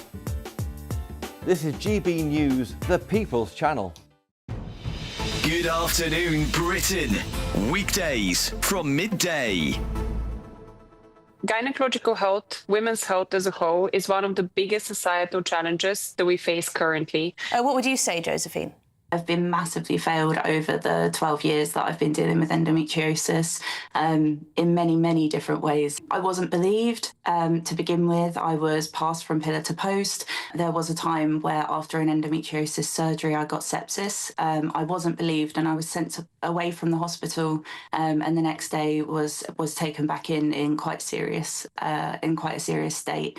I think because I was young, but also because endometriosis just isn't taken seriously at all. Is it because women go to the doctor and they say, I'm having really bad pains, and then what does the doctor say sometimes? Do they say, oh, well, everyone gets bad period pains, just have a bit of Nurofen? Is that what sometimes happens, Valentina? Period and pelvic pain is a silent public health pandemic. It affects 9 out of 10 women.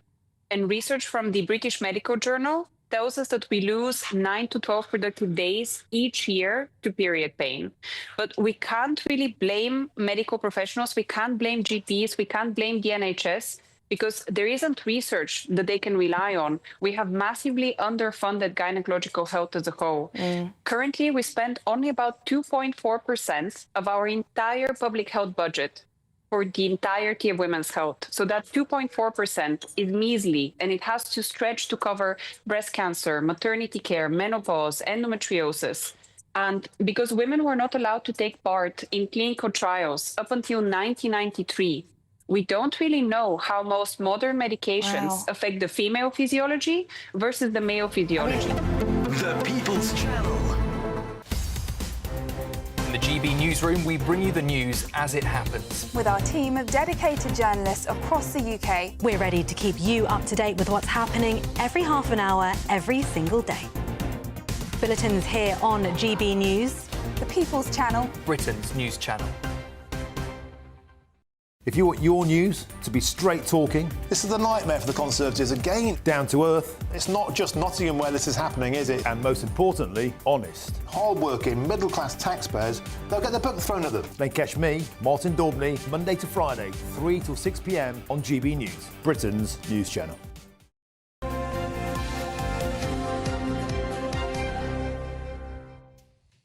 Welcome back. You're watching and listening to Breakfast this morning with Cameron and Anne. Yes, and let's go through the paper's front pages. The Sunday Times leads with reports the Navy could be deployed to escort fuel to the Scunthorpe plant after emergency legislation saw the government take over control of the furnace. The Telegraph leads on the attack on 3 prison guards by the brother of the Manchester Arena bomber, himself also a bomber, as it's confirmed counter-terrorism police are investigating the incident. And the Sunday Express has Queen Camilla saying the King is still committed to helping others despite his ongoing cancer battle. Will he slow down? Dream on, says the Queen. The Mail on Sunday reports on what they call a bombshell email. I don't think it's particularly bombshell. That pokes further holes in the case against killer nurse Lucy Letby. And Sunday People says Davina McCall has been given the all-clear from her brain cancer, so good news there. Actually, I've got to correct there, because I just... one of our viewers got in touch, said it's not cancer, and I've just checked and it isn't. It was a brain tumour, and so very dangerous, or potentially dangerous, because it was in her brain, but it was a benign tumour. It wasn't cancerous. But the point is she's been through surgery. She was very worried that she might have to go through further surgery. No, she's all right. She's got the all clear, which must be a huge relief for her. Certainly is. Right, we're joined again by Charlie and Lynn to go through the papers. Good morning again. Good morning. What shall we start with? Lynn, let's start with you. Women's spaces protected in this equality revamp in the Sunday Telegraph. Many of us have been asking for this. J.K. Rowling obviously has been a champion as well in this area. So women-only spaces will be protected in an overhaul of equality laws under official plans being considered by the government. So trans people will have to now show and present their gender recognition certificates.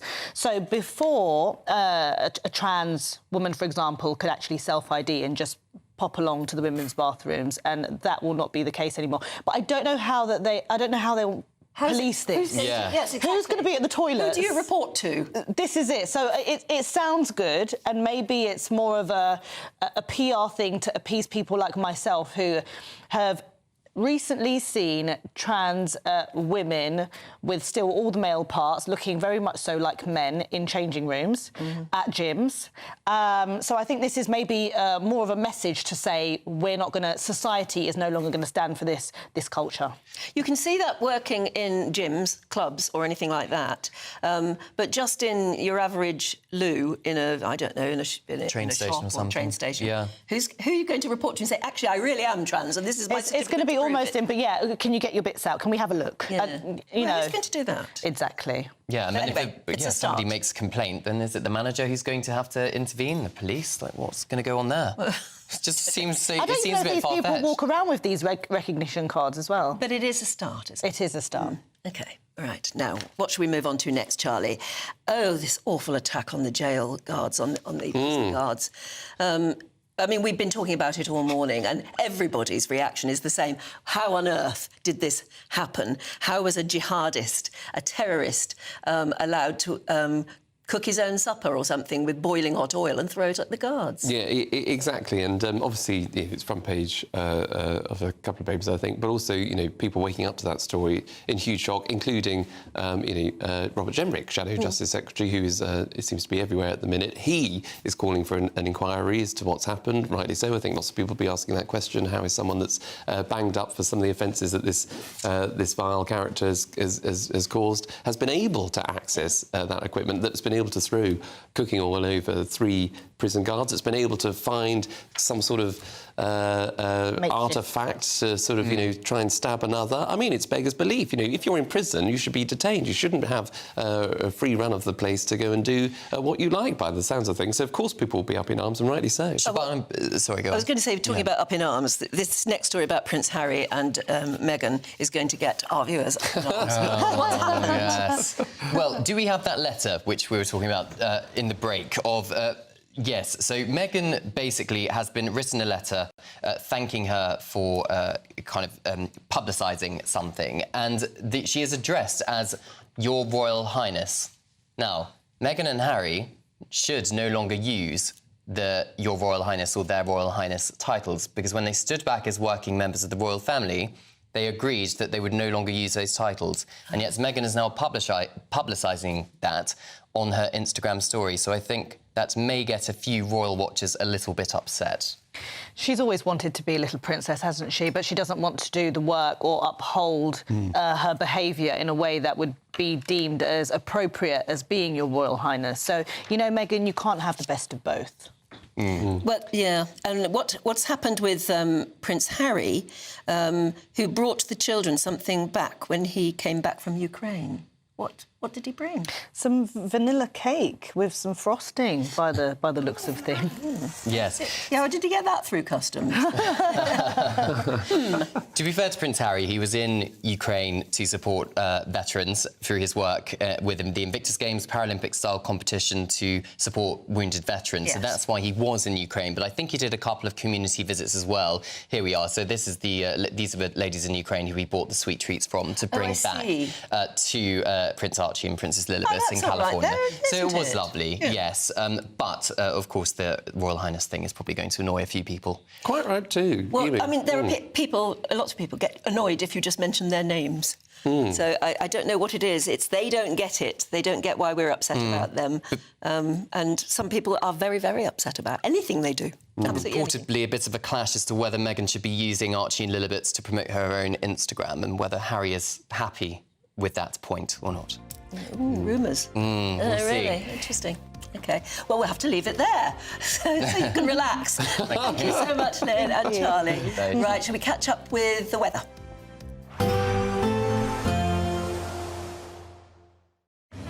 Even though we'll see a cloudy start, it'll be a bright outlook for the rest of the day.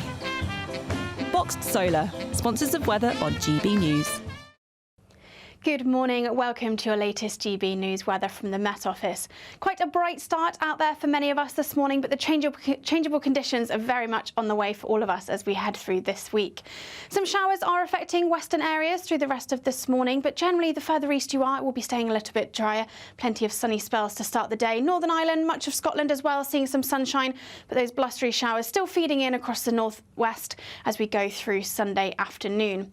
Temperatures today will be a notch down compared to what we've seen on recent days. Highs in the south of 15, 16, 17, perhaps 18 degrees, but generally those temperatures much closer to average as we head to the north of the UK. Then through Sunday evening, those showers continue to feed in, particularly across parts of Northern Ireland, western parts of Scotland. Some heavy downpours likely here. And again, one of those two showers could turn to sleet and snow over any high ground, mainly above 600 to 800 metres or so. Plenty of showers across Northern Ireland, but a little bit drier across northern parts of England. Perhaps some hazy sunshine to end the day here. And across parts of Wales, central, southern parts of England, generally a dry end to the day, but one or two showers feeding in across the southwest as we head through Sunday evening. Then through Sunday night and into the start of Monday, further showers pushing in from the west. Again, these likely to turn to sleet and snow over any high ground of Scotland. But the further south and the further east you are, generally staying drier into the early hours of Monday morning. When we see those clear skies, likely to turn quite chilly, perhaps a patchy rural frost in places, but staying just a little bit milder under that cloud, particularly across the southwest. So a bit of a damp start across western areas on Monday morning, but further east, a bright but chilly start to the day. That band of showery rain continues to slowly push its way eastwards, kind of breaking up as it does so, but there still could be some heavy downpours in there. There will still be some sunshine, though, between those showers, and particularly across eastern parts of England, where it stays that little bit drier. But temperatures, again, similar to what we saw on Sunday, generally highs in the mid-teens, but generally much closer to average further north. Expect a warm front, moving from the kitchen right through to the rest of the house. Boxed Boilers, sponsors of weather on GB News. Courtesy of Mark.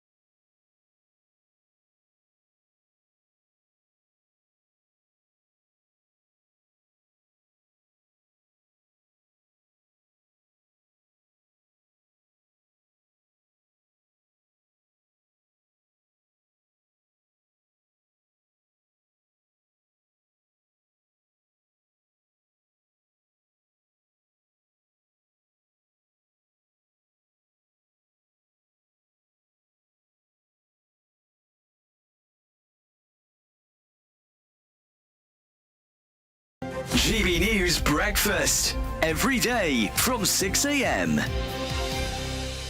I kind of think certain things have their day.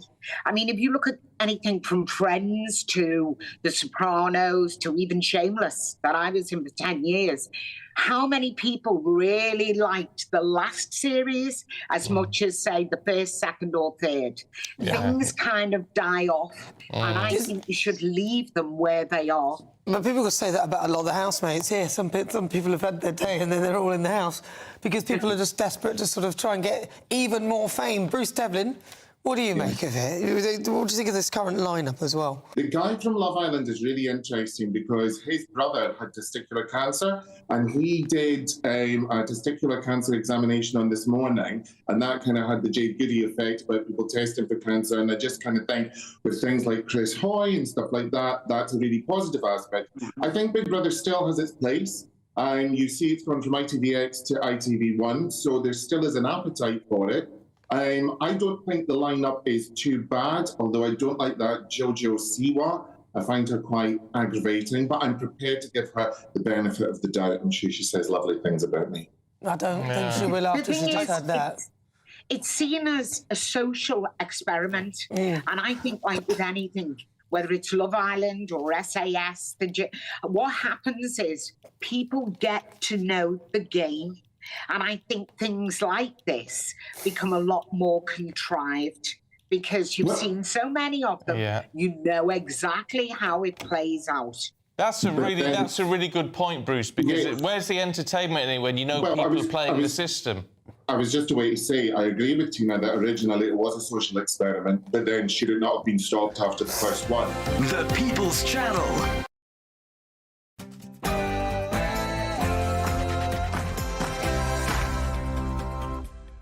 Good morning. Horror in HMP Frankland. 3 prison officers are attacked by the brother of the Manchester Arena bomber.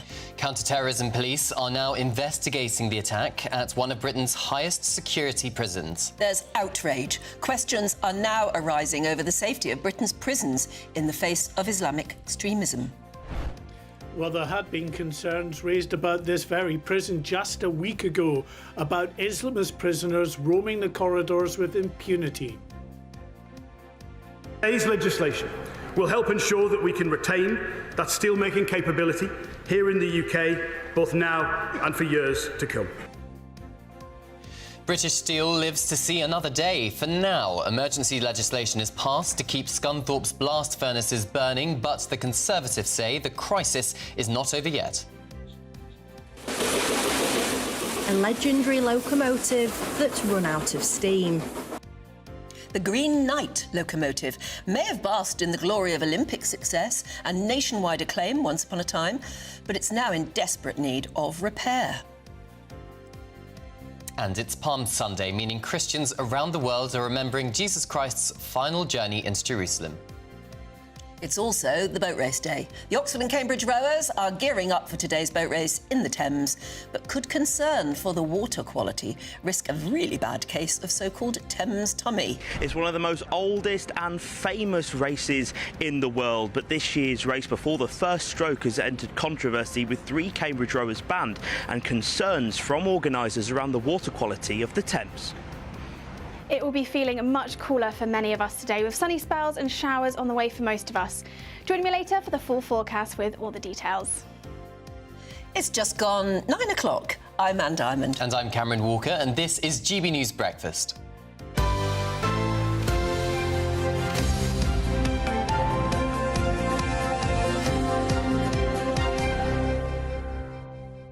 Yeah, lots of people pointing out, Richard just got in touch, if they can pass emergency legislation within 24 hours to stop our steel factories closing down, then why can't Starmer do the same to stop the boats? They could have done something, couldn't they? Well, lots of people are saying that the migrant crisis is a similar crisis and they should pass legislation. But as James Hill was pointing out, the Deputy Political Editor of Spectator in the last hour, it's much more complicated with the Human Rights Act and what France should do. And, you know, there's a lot more to it. So it's a tricky one for the governments to navigate. I wonder, or is that just an excuse because they don't want to do it? I don't know. Possibly. There's another big top story, which is very depressing, really. Terrible scenes in one of Britain's highest security prisons as the brother of the Manchester Arena bomber himself, the Manchester Arena bomber, also attacked 3 guards at HMP Frankland, leaving them with life-threatening injuries. Yes, Hashem Abedi, the brother of Salman Abedi, reportedly inflicted burns and stab wounds on the prison officers by throwing hot cooking oil over them before brandishing a homemade weapon. Well, we're joined now by GB News' Home and Security Editor, Mark White. Mark, does this show how difficult it is to, even when they have been convicted and jailed, to actually keep an eye on or monitor the actions of these Islamic terrorists, because they are joining together in prison, aren't they? They're forming networks, and it's clearly making them quite strong. Yeah, good morning to you both. That's a very pertinent point, because it's not just Franklin Prison, it's a number of our maximum security prisons where Islamist prisoners are being held. Often they are held in separation units, segregation units we used to call them, to keep them away really from the main prison population. But in doing that, you're right, Anne, what happens is you have groups of very dangerous individuals who have a particular mindset that wants to cause harm, even though they're in jail, to those that they see in authority. And of course, that would include prison officers. So it's a very dangerous environment. There's no doubt there will have to be a rethink about what we do here. The Justice Secretary, Shabana Mahmood, has already described this as an appalling attack. She said she wants the full weight of the law to apply to the attacker here. But it's difficult to see what more can be done. He's already serving a minimum term of 55 years for his involvement in the Manchester Arena bombings, so 55 years before he would even be considered for parole. But add to that another 3 years that he received for another attack on prison officers that he and 2 other Islamists were involved in when they were at Belmarsh prison, in which two prison officers were badly injured. That's added to his sentence. Even more, it's unlikely that he's ever going to get out of prison alive anyway. So what does he have, really, other than his twisted mindset, potentially, that makes him a continuing danger to those who have that onerous task of having to try to guard him and make sure he's secure and not a threat to other prisoners? Mark, let's talk about your exclusive, which is available now on gbnews.com, which shows that 623 small boat migrants crossed the channel yesterday, and that's record-breaking, isn't it? Yeah, this is a shocker, and still they just keep on coming. We had, at the very start of this new government, the avowed aim of Sir Keir Starmer and his administration was to smash the gangs. Well, we're more than 9 months into the Labour government, and every time we get a good day in the Channel, they come across in ever greater numbers. And of course you don't want to judge a new government within the first 2 or 3 months, but 9 months down the line, remember they have trumpeted the successes that they've been having in rounding up and arresting and prosecuting criminal gang members. But I think it just goes to show you it's an enormous trade out there in the Channel and elsewhere. The people smuggling trade is worth billions of pounds, and you can take one arm of the people smuggling operation down, but others will pop up. And yesterday, as you say, 623 crossed in a single day, the biggest number so far this year, topping the 592 who arrived on the 3rd of March. And that takes the total for the year so far to 8,000, 35% at least up on the figure that we were at this time last year. We'll leave it there for the moment. There's plenty for you to be investigating, Mark. Thanks very much indeed. A bit later on, of course, we're going to talk about our poll of the day, and this is the question. Yes, are prisons fit for purpose? It's a big one. Yes. We'll be bringing you the live results throughout the day, so do make sure you stay tuned. For all our latest polls, news and how to vote, just go to gbnews.com/poll. Now, in a lightning-fast 48 hours, the government is now taking control of Chinese-owned British Steel after emergency legislation was rushed through Parliament in a rare Saturday sitting. It made it a very interesting day. The government now stands ready to nationalise. Well, will they? They say at the moment that's not their objective, but surely that was the first step. They're nationalising, or not, the Scunthorpe steel plant. It employs 2,700 people. The Business Secretary, Jonathan Reynolds, said the focus now is on saving jobs. Steel is fundamental to Britain's industrial strength, to our security and to our identity as a primary global power. Today's legislation will help ensure that we can retain that steel-making capability here in the UK, both now and for years to come. For British workers' security, for British industry's future, and without hesitation in our national interest, and for the workers of British Steel, and for their families, this action today is essential. Well, GB News presenter Camilla Tominey is up next and joins us now. Good morning to you, Camilla. I mean, talk about running it down to the wire, that the government kind of is forced to recall Parliament to get this legislation through.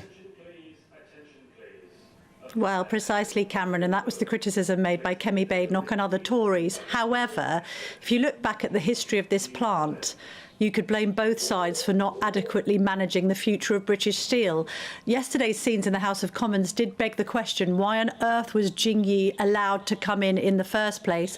That sale was made in 2019. I think Boris Johnson's government would argue that it needed investment from somewhere, but it seems quite clear to observers looking on that it has been purposefully made the case that the Chinese have wanted to basically turn off those blast furnaces so they can flood our market with their own cheaper steel. As Sir Ian Duncan-Smith pointed out in the House, you know, it isn't a free market anymore if the Chinese can undercut all competitors, often through the use of slave labour. So I think it's raising huge questions now for our future relationship with China. Also stories in the papers today again about this super embassy that Beijing wants to build near Tower Hamlets, near the Tower of London. Again, plans for that reveal that there are going to be underground tunnels, underground basements, question marks over Chinese spying. The whole thing is a mess. But for the people of Scunthorpe, those thousands of jobs there that need to be preserved, we've had lots of rhetoric in the papers about the future of that industry, the whole survival of the local area depending on it. So I'm going to be speaking to Melanie On, who is the Labour MP for Cleethorpes and Grimsby, very close to those sites. And I think she's arguing that she regards yesterday's legislation as just a sticking plaster. Is this the road to full renationalisation? And equally, questions being asked of Ed Miliband's net zero policy. Energy costs in this country are sky high, well beyond that of France and Germany, 4 times the cost of energy in the USA. That is one of the reasons why British Steel has been struggling. Does the government now have to look at its net zero policy? Even question marks over whether Ed Miliband should remain in his post. I'll also be speaking to Andrew Griffith from the Tory side to find out what they would do differently. Kemi Badenoch talked about this deal that she said she had when she was business secretary with the Chinese back in the day. Let's drill into the detail of that. And we're also going to be looking at the Islamic extremism issue. I've got Fiaz Mergel on, who is the founder of Tell Mama, which is a moderate Muslim organisation. I'd like him to react to the scenes in HMP Frankland over recent weeks, and also to the watering down of the grooming gangs. And of course, the best guest also to discuss that, Douglas Murray, is going to be coming on to speak about that and his new book on October the 7th. Should be a cracking show, Camilla. We'll let you get off and go and get ready for it. Thanks very much indeed. Meanwhile, let's talk to peer and former Labour MP, Lord Walney, who joins us now. And a very good morning to you. It was a historic day to a certain extent, wasn't it, yesterday? What was it like for you? Where were you? And what was the atmosphere like? Oh, well, actually, Anne, I've been in my bed sick all week, so I was watching along on the screen, supporting the legislation. But I think Camilla is right that this was an emergency that was necessary, but it is by no means the whole picture, and the fundamental questions now that the government and the country has to answer is, one, what should be our approach to the steel industry in the UK? Because the danger is here that we've stepped in necessarily to keep the blast furnaces open, but that on itself does not change any of the facts on the ground where, as has been clearly spelt out, steel is hugely expensive here, and we do not have all of the infrastructure in place to have a viable long-term steel strategy at the moment. And the second question that is raised by this is, what ought our relationship with China to be on these issues of strategic national importance? And Lord Walney, it's really tricky because a lot of our GB News viewers have been getting in touch this morning saying, how on earth is it that you can legislate for something in 6-7 hours when priorities which GB News viewers would see, such as the migrant crisis, for example, appears to be at a bit of a stalemate? How is it that something can be put through so quickly? Well, I can understand that sentiment. Of course, if it was simply a question of passing a law on the migrant boats crisis, we'd have solved it long ago, and there are many issues around that. Now, I agree with the sentiment that there has to be a more resolute focus on what is actually going to be needed on the ground in the channel to be able to stop this. But politicians are often accused, rightly, of thinking that their job effectively stops at the point at which they've gone through the lobbies in the House of Commons and the House of Lords, pass legislation and then solve the problem. That's also, by the way, not going to be the case with British Steel. You've passed this emergency legislation, you've not changed any of the fundamentals, which means that overall steel in the UK at the moment is not competitive, can't be used for without significant further alteration for many of the defence requirements. All of those questions are going to be brought to the forefront now, rightly. So this was welcome. This was a bold step. I applaud the government for doing it, but it's what matter. It is what happens from this point, which is fundamentally important now. OK, we'll leave it there for the moment, indeed. Thank you very much indeed for joining us. That's Lord Walney there. And get better soon. Yes. Yeah, now it's time for our Great British Giveaway. It's our biggest prize to date and your chance to enjoy as many getaways as you like, as many holidays as you want, because you'll be in your very own 4-berth motorhome. It's actually worth over 67 grand. Yes, and that's not all, because we'll be giving you £5,000 in cash too. Want the chance to become our biggest winner to date? Here's all the details.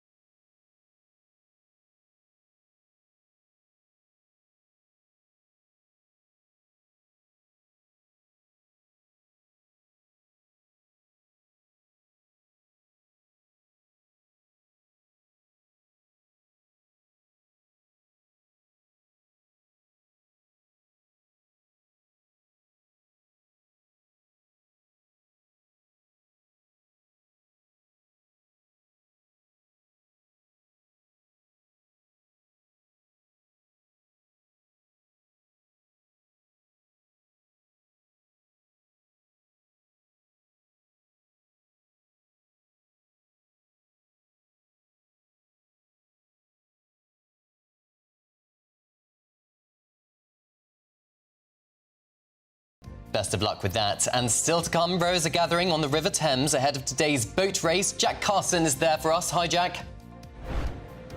It's one of the most famous and oldest boat races in the world, dating back to 1829. But organisers this year say there are ongoing concerns around the water quality in the Thames. We'll be speaking to a rower who's rowed in the river before. All that's next.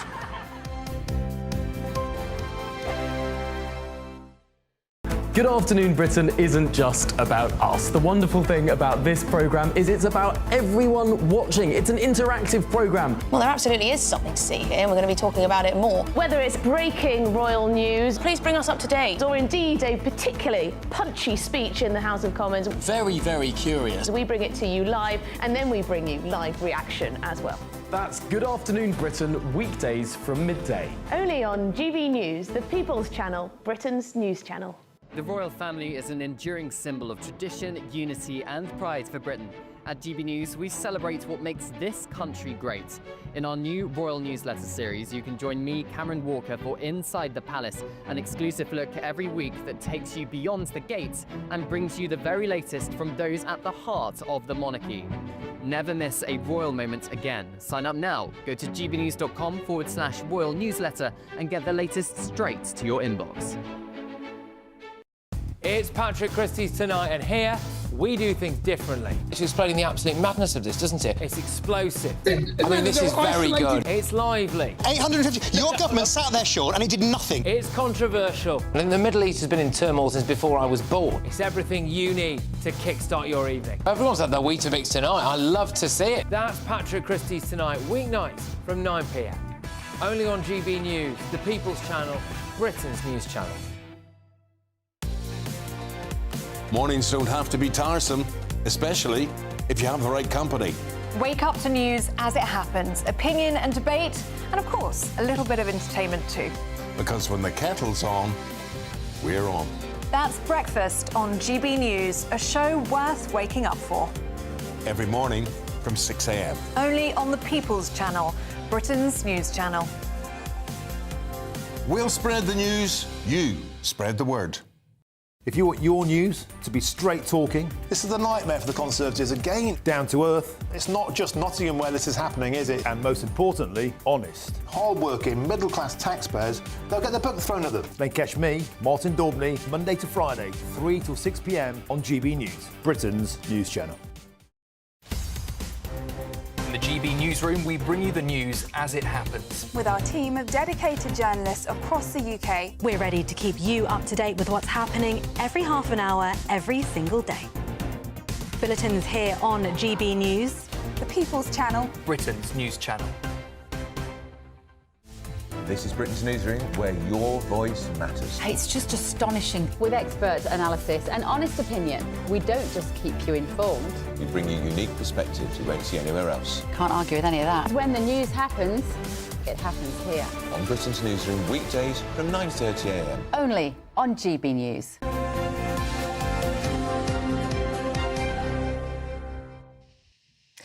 Well, Welcome back. You're watching and listening to Breakfast with Cameron and Anne. And the annual boat race between Oxford and Cambridge University is back with a splash. The ancient rivalry dates way back to 1829, with Cambridge University winning 87 times in the men's race versus Oxford's 81 wins. Of course, the women row first. Yes, as well. they do. You shouldn't forget them. Anyway, who's going to come out on top? Let's cross over now to Putney, where GB News reporter Jack Carson is with us live. Hello there, Jack. Is it a nice day? Can't really make out behind you whether it's a bit murky or sunny. Good morning to you both. It's a little bit cloudy this morning. We're not expecting the hottest day of the year so far, that's for sure, but calm conditions certainly, and that will help out the rowers, I'm sure, as we get those races get underway. First race, of course, the women's race shortly after 1 o'clock today, but the big controversy, of course, here at the boat race, is it's steeped in history, one of the most famous in the world.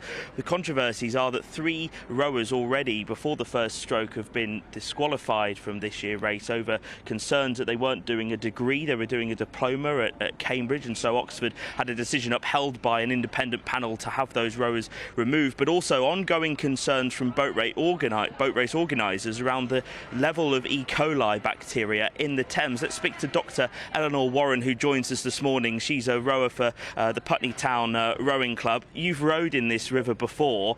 What's it like with the levels of E. coli and bacteria? Yeah, of course. So thank you for speaking to me today. I row on this river all year round, and what we notice as rowers is, especially after heavy rainfall, we can tell that the river is smelly. You can see a lot of froth. It sticks to the boat when you remove them, and there's definitely a lot of E. coli in the water. We have people getting sick.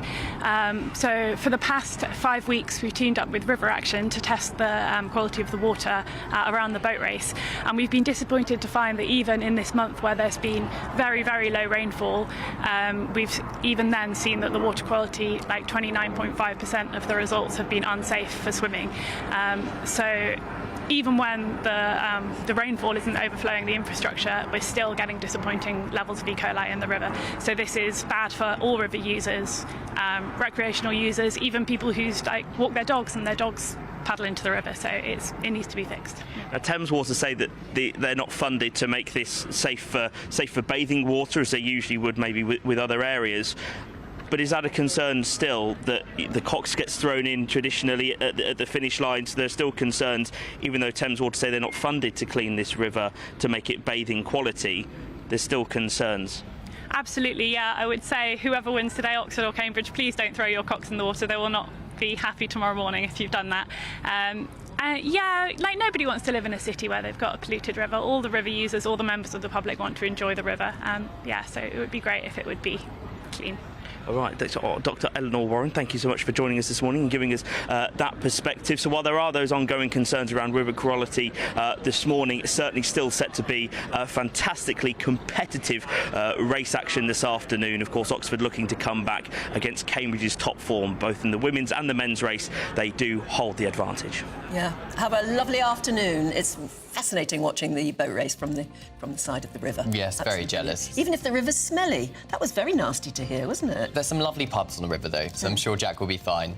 That's it from us. Camilla Tomley up next. See you next time.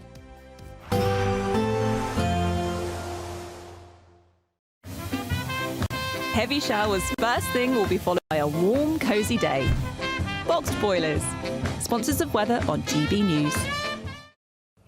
Good morning. Welcome to your latest GB News weather from the Met Office. Quite a bright start out there for many of us this morning, but the changeable conditions are very much on the way for all of us as we head through this week. Some showers are affecting western areas through the rest of this morning, but generally the further east you are, it will be staying a little bit drier. Plenty of sunny spells to start the day. Northern Ireland, much of Scotland as well, seeing some sunshine, but those blustery showers still feeding in across the northwest as we go through Sunday afternoon.